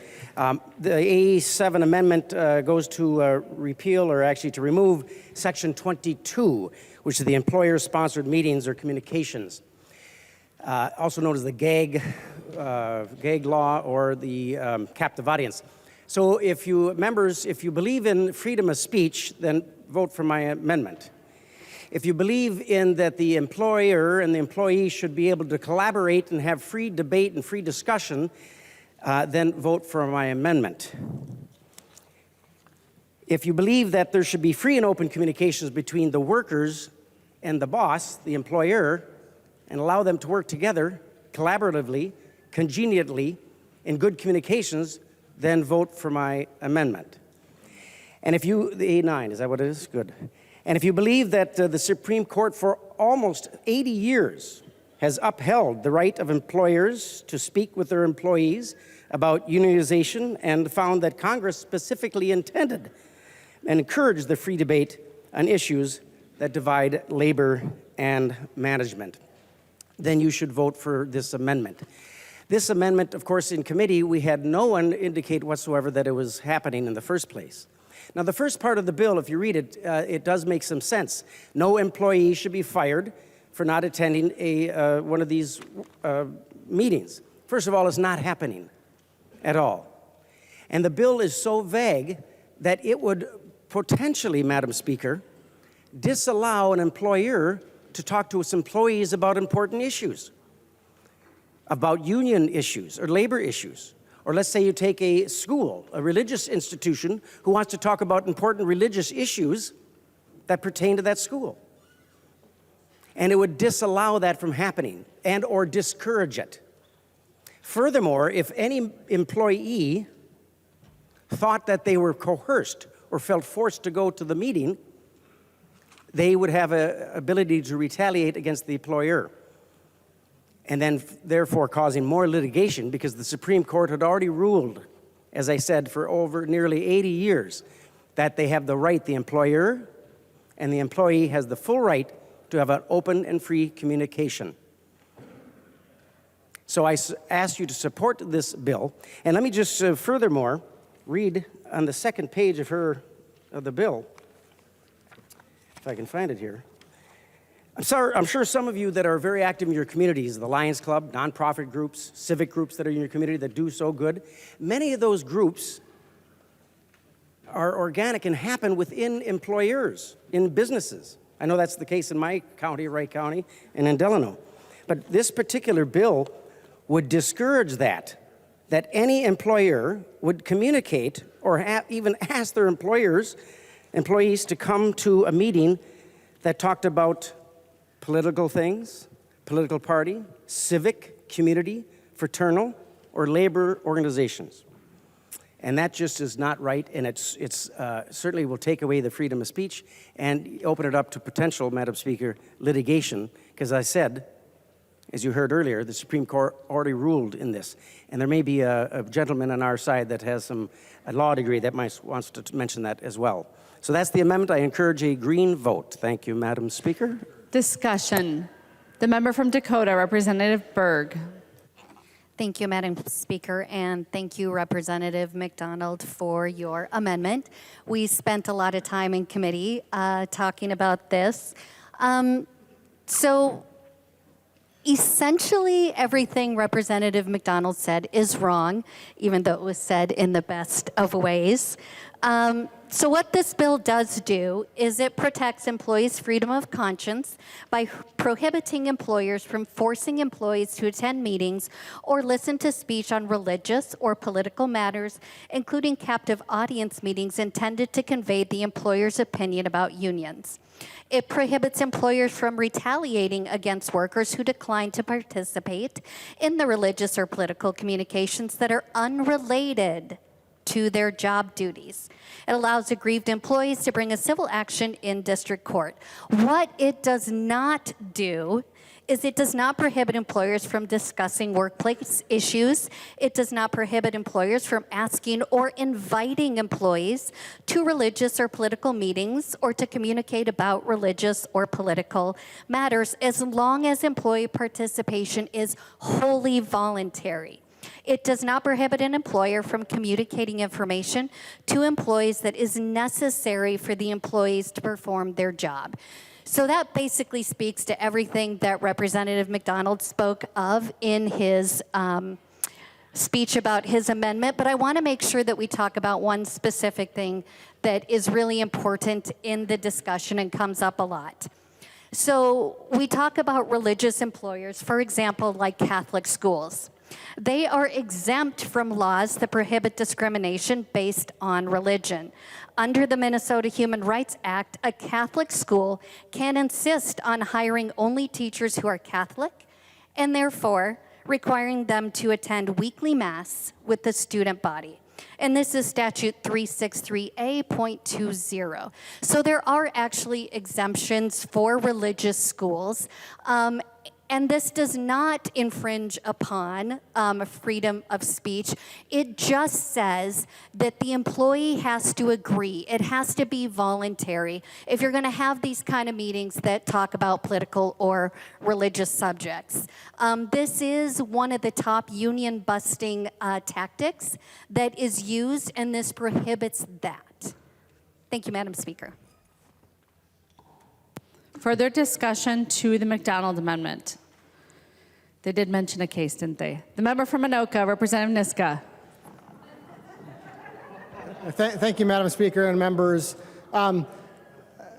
Thank you, Representative McDonald. I was thinking about not standing up just to see if how that would work out for you. But members, I do have a couple of concerns about this bill, similar to Representative McDonald. First is that it has very sweeping and vague language, unlike what Representative Berg just characterized. If you read the bill and think about a bunch of different situations, it's really unclear how this is going to work in practice. And second, this is clearly a regulation of speech, and there are areas where we are essentially censoring speech that are black and white censorship of speech, but there are whole swaths of speech that's sort of in the vague gray area of the sweeping language of this bill that results in people being chilled from speaking in ways that might be legal or might be illegal under the law, but is certainly unconstitutional for us to be chilling protected speech. But the vague language in this bill that's particularly problematic, some of it, is that there are situations in which employers have to have mandatory meetings, or even if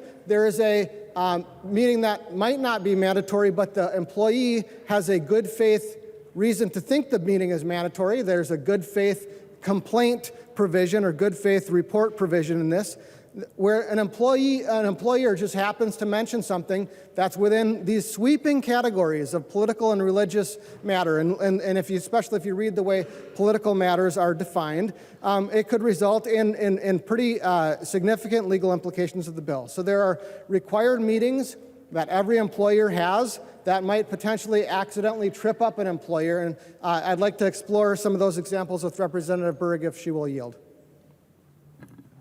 She will yield. Representative Niska. Thank you, Madam Speaker. And Representative Berg, if you'll just indulge me for a little bit, we all, as members actually even of this House, had mandatory harassment training. And many employers have mandatory training that is meant to make sure that all the employees understand their obligations to keep the workplace safe. And sometimes, it was my experience here that I actually had to fill out something that said that I had gone to that training. If in the course of one of those trainings, in particular as it related to religious sensitivity and religious training, the employer stood next to the trainer and said, introduced this and said, "This is very important to me because I am a person of faith. In fact, I'm a person of the Christian faith. And it's very important to my faith that everyone treats everyone's faith or those of no faith with respect. And therefore, and as a result, now I'm going to turn it over to this trainer to tell you about your obligations to prevent religious harassment."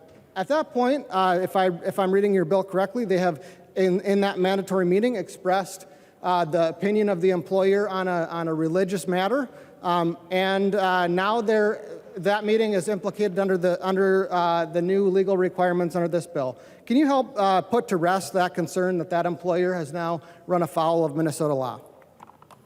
Representative Berg. Thank you, Madam Speaker.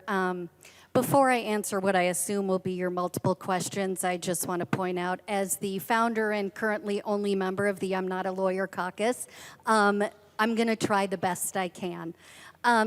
So if you're standing, if you're attending an employer-mandated harassment training, I would hope that they didn't stand up and say, "This is very important to my faith," because that can be considered harassment. However, if they do say, "It's really important to my faith that we treat everybody with kindness," and that's all the further they go, that's probably going to be okay. But if they go on to say, and this is why everybody here in this room should join my faith, and we meet at 10 a.m. on Sunday, right?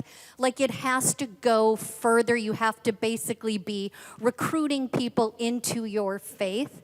I wouldn't consider it very smart to bring your faith into the discussion, but as long as it doesn't go on and on and on, and employees that do find that offensive or do think it infringes, they are welcome to leave, and they cannot be retaliated against for it. Representative Niska. Thank you, Madam Speaker and members. I think what we heard there is that there's some line, some invisible, indiscernible line, maybe relating to recruitment, a word that's not in the bill, that an employer in this situation where they do have a mandatory meeting or even a meeting where employees feel like it's mandatory, where there are certain words that they can say and certain words that they can't say.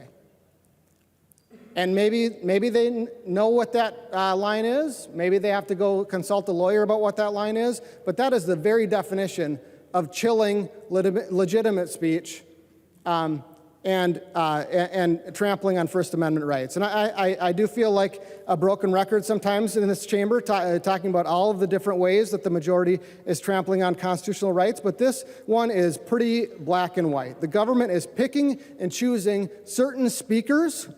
Only employers are targeted, individual employees are not, unions are not, and the government is picking and choosing certain content that is allowed, quote, political matters or, quote, religious matters.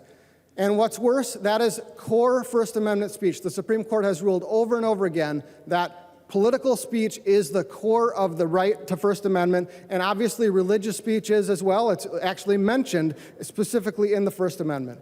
The vague and curious wording of the definitions, like political speech, includes the decision to join or support, quote, a civic or, quote, a community organization. I don't know if that means inviting people to recruiting people to a Lions Club fundraiser or recruiting people to be members of the YMCA. Perhaps that's also covered speech. I sure hope not.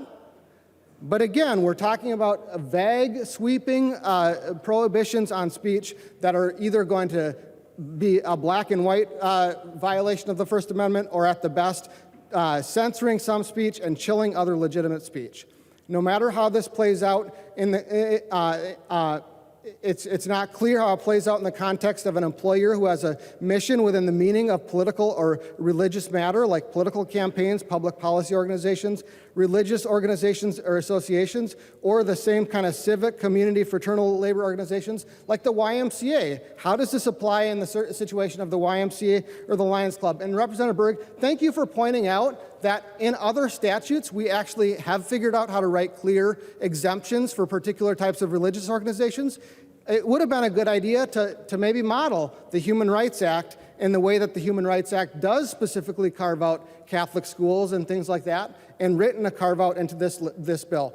That didn't happen, and as a result, this bill should not be passed at this time. You know, sometimes I think that this session is kind of like the Constitution or the Olympics of unconstitutional bills. And if that's the idea, if that's been the purpose of the last couple of months, then I think it's fair to say this bill is a good contender for the gold medal. It's flat out censoring what can and cannot be said in mandatory meetings, and even where the speech isn't banned, it's chilling speech where the employee might have a good faith report of a suspected violation. That's language directly from 1514. We were talking about timeshares. This is more like the infomercial. But wait, there's more. In this same bill where we are silencing some speakers on some topics, we are requiring them to provide another speaker with information on those topics and to allow that favored speaker to speak on those same topics. So we're censoring one viewpoint and mandating access and information on the same topic from another viewpoint. Just like a previous amendment we were talking about before, all are equal, but some are more equal than others. You know, we went through 1984, now we're an Animal Farm. I don't know what part of the George Orwell pantheon we're going to go to next, but this bill is a bad idea. It's wrong, it's unconstitutional. But bills that have been passed like this in other states have been challenged. This one is going to get challenged too. It's wrong, it's unconstitutional. Vote no against this bill and vote yes for Representative McDonald's amendment. Thank you. Further discussion to the McDonald Amendment. Representative Scott. Madam Speaker, I'm kind of perplexed because on one hand we have the union making someone sit down with someone for 30 minutes, and it's not optional. The language says must. The employee must sit down and listen to something against their will if it's a union. But if it's an employer, they have to tiptoe around their language. That's what is happening in this bill. It's crazy. In fact, I would say it's really bonkers. Vote for the McDonald Amendment. Further discussion to the McDonald Amendment. Representative McDonald. Madam Speaker, thanks for the great discussion. I certainly won't repeat what some of my colleagues had mentioned, but I will just put a exclamation mark on what Representative Scott said, that in the bill, in Representative Nelson's bill, and there was amendments to correct it, that their bill does force, must is the language in the bill, that the employees must meet with a union representative, and then also must provide the information. But yet, this bill, portion Representative Berg's, is saying that no, an employer and an employee must not and cannot communicate on important issues that affect life and in their business.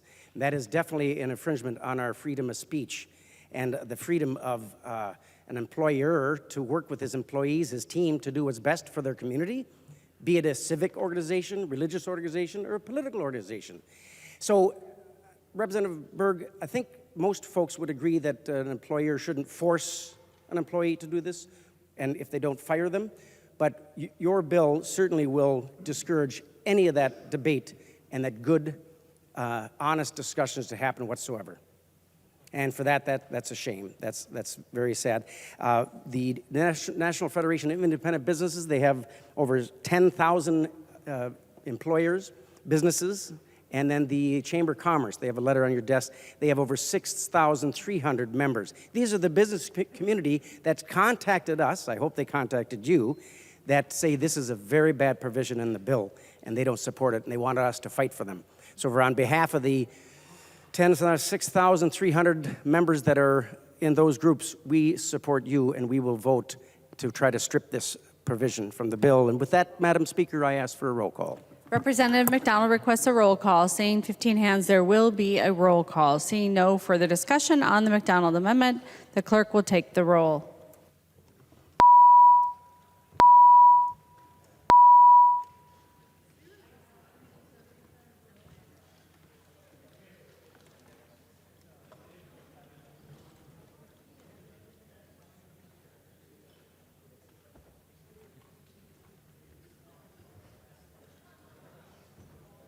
The clerk will close the roll.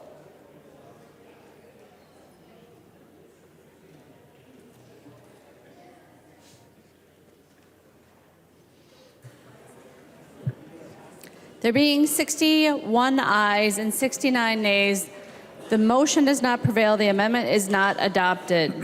There are no further amendments at the desk. The clerk will give the bill its third reading.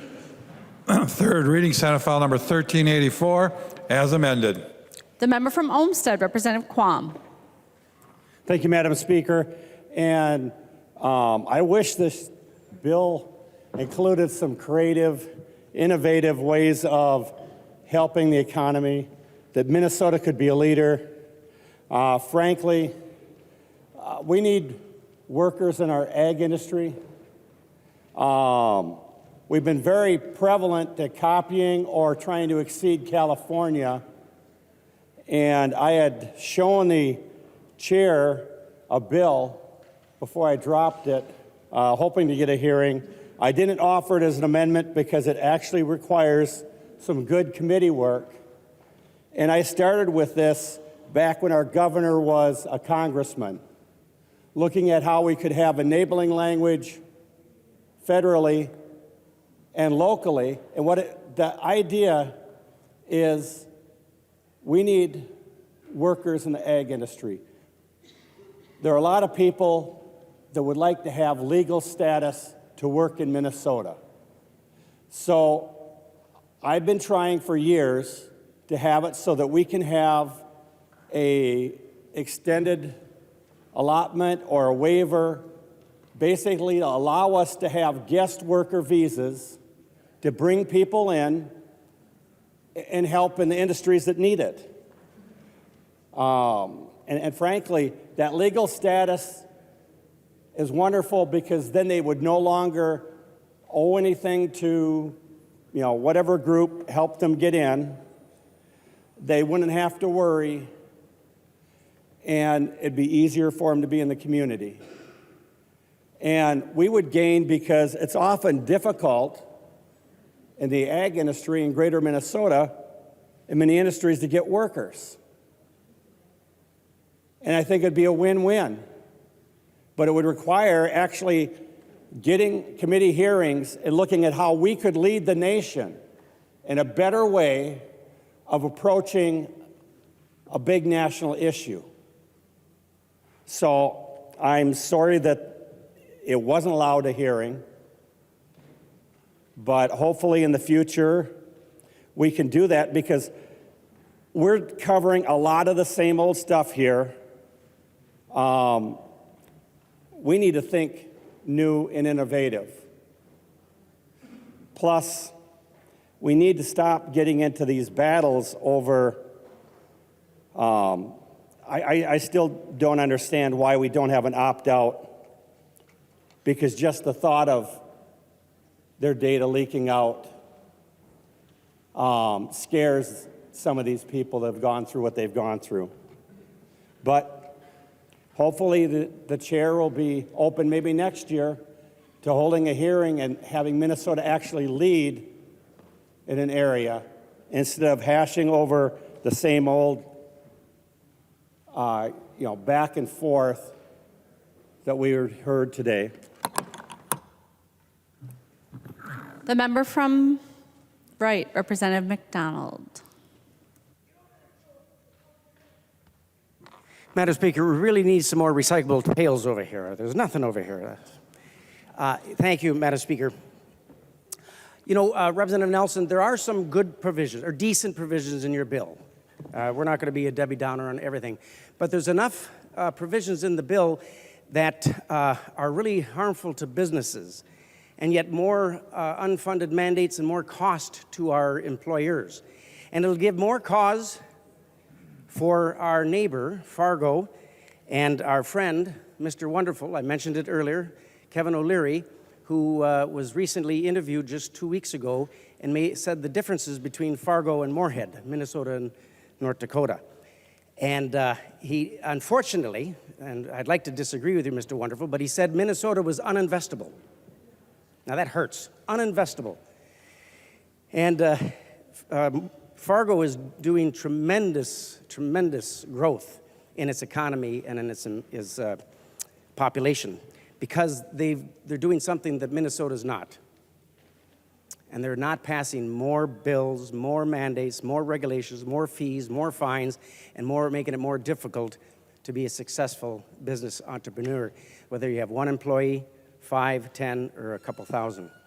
So unfortunately, Representative Nelson, this bill does exactly for Minnesota businesses nothing. It makes it even more difficult and more expensive, other than those other good provisions that you had in the bill. But it'll just give our states, our neighboring states, another leg up on success with their businesses and their entrepreneurs, because they'll do it for less regulation, less mandate, less taxes, and less fees if you make an honest mistake. So I encourage a vote no on the bill, unfortunately. And with that, Madam Speaker, let's see, I had something else to say, but I forgot. Doggone it, but I guess that's it. So roll call, no, I don't have to roll call. So Madam Speaker, thank you. The member from Dakota, Representative Berg. Thank you, Madam Speaker.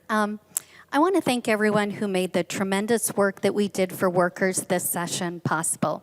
To our CLA Matt, thank you for keeping us on track, for the moral support and all the mid-committee humor. Thank you to the Pages, who always had our materials ready and organized. Thank you to nonpartisan staff, Marta James and Anna Sholin, for your extensive knowledge on literally everything. To our CA Travis, thank you for taking me under your wing without ever making me feel like I don't know what I'm doing, for answering my endless questions and ensuring that our committee ran smoothly no matter the circumstances. I'm so grateful that I get to continue to work with you to do good things for the workers of Minnesota. Special thank you to Sully for being such a thorough researcher and consummate warrior who is responsible for us getting it right in the work that we do. Thank you, Chair Nelson, for letting me spread my wings a little to learn and grow. I want to thank Lead McDonald for your respectful leadership. I've really enjoyed working with you, from your thoughtful questions and comments to our good-natured sparring. Thank you to your side of the table for the engagement and mindful questions, and fruitful debate helps ensure that we are crafting the best possible legislation. To Representative Hussein, Representative Kozlowski, Representatives Greenman, Jordan, and Wolcott, thank you for never wavering in your pursuit of justice for our workers. I will fight like hell beside you every time. I'm extremely proud of our labor bill that has centered workers in every word and policy. As you have heard this evening, we strengthened PELRA, prohibited no poaching laws for franchisee employees, so workers can choose the workplace that best suits them. We've expanded the scope of prevailing wage for work on public buildings, authorized churches, synagogues, and mosques to have tiny homes on site to innovate options to address homelessness in our community. We made much needed DLI changes to OSHA policy and building codes. But I do admit the provision in our labor policy bill that I'm especially proud of is House File 2442, a bill to ban captive audience meetings. This is one of the most effective and widely used union busting tactics. Banning these kinds of meetings is a top priority for our labor partners. And I just want to set the record straight. Captive audience meetings do not ban the First Amendment right. The First Amendment grants freedom of speech without fear of being censored or persecuted. The U.S. Supreme Court has recognized that it is a violation of the First Amendment to force people to listen to views other than their own. This bill protects the freedom of employees not to listen to speech about politics or religion, which are core matters of individual conscience. And to answer the question, the line that cannot be crossed is for the employer to retaliate against the employee for leaving one of these meetings or simply choosing not to attend. Banning these kind of meetings is, as I said, a top priority for our labor partners. Our workers deserve the fundamental right to organize, to collectively bargain, and to have a workplace free from harassment and coercion. This bill simply protects the worker's right to not be forced to listen to an employer's opinion on politics, religion, and of course, being subjected to union busting activity. This bill simply holds employers accountable and protects workers. Last Friday was Workers' Memorial Day. We stood there in the very apropos cold and rainy weather as we mourned the loss of 7 of our workers this past year. That is 7 families that will never be the same. I believe this bill will make progress in keeping our workers safe. Although this is a great bill, we will never stop fighting to make sure our workers are fairly compensated for their work, free from labor trafficking, modern-day slavery, wage theft, for the right to collectively bargain and to have the best safety standards in the nation. It has been my extreme honor to be the Vice Chair of the Labor Committee this year and to be a part of the historic advances and protections that we were able to make for the workers of Minnesota and their families. Thank you, Madam Speaker. The member from Morrison, Representative Schultz. Thank you, Madam Speaker and members. This bill does a few things where our side of the aisle can be at least a little bit encouraged. But on the whole, and for the major points of this bill, this stacks the deck in favor of one side. This bill is the product of the Labor and Industry Committee, and it is the heavy hand that disincentivizes further investment from industry in favor of the other side, labor, pitting people against one another, which is exactly what we see through multiple provisions contained in this bill. And I'll talk briefly about those, but before I do, I just also want to echo the points that were made by Representative Berg in gratitude towards our staff, and especially to add those extra kudos and thanks to our nonpartisan and partisan staff, especially our Republican researcher, Harry Kennedy. But as we look at this bill, the heavy hand of this new legislation is going to come down upon job creators and more specifically, our schools across this state.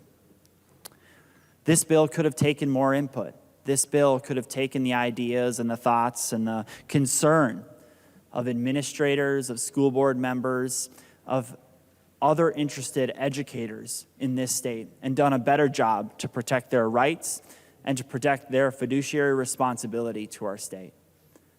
But instead, debate was limited. Instead, the voices of Minnesotans was limited. And because of this, we find ourselves with a bill that has very dangerous and concerning legal provisions that could find themselves in court sometime very soon. But at the end of the day, this should be centered around a workforce in Minnesota that works for a healthy balance between labor and industry so that both can thrive. This bill doesn't do that, and it's why I encourage a no vote. The member from Hennepin, the author of the bill, Representative Nelson. Thank you, Madam Speaker. And I want to thank Representative Berg. She did a great wrap-up of what's in the bill.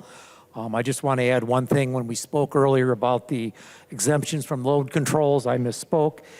The investor-owned companies that do power, like NSP, are not covered by this. This provision covers co-ops, the munis, and the rural, so that's the small towns out there. Again, this was a good bill. We heard it through committee. It's made up of a bunch of bills from a lot of people. And members, I ask you for a green vote. The clerk will take the roll on the bill.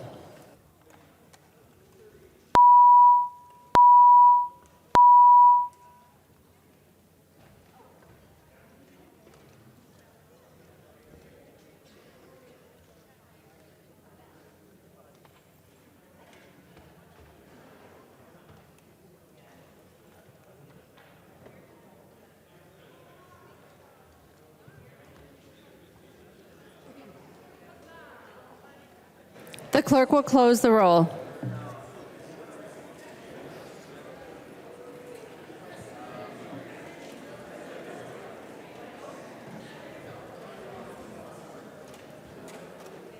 There being 69 ayes and 61 nays, the bill is passed as amended and its title agreed to.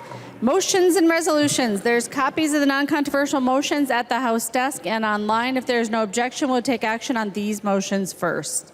Hearing no objection, the motions prevail. Announcements. Representative Long. Madam Speaker, I move that when the House adjourns today, it adjourns until 11:30 a.m. Tuesday, May 2nd, 2023. Representative Long moves that when the House adjourns today, it adjourns until 11:30 a.m. Tuesday, May 2nd, 2023. All those in favor, please say aye. Aye. Those opposed, please say no. The motion prevails. Representative Long. Madam Speaker, I move that the House do now adjourn. Representative Long moves that the House do now adjourn. All those in favor, please say aye. Those opposed, please say no. The motion prevails. The House stands adjourned until 11:30 a.m. Tuesday, May 2nd, 2023.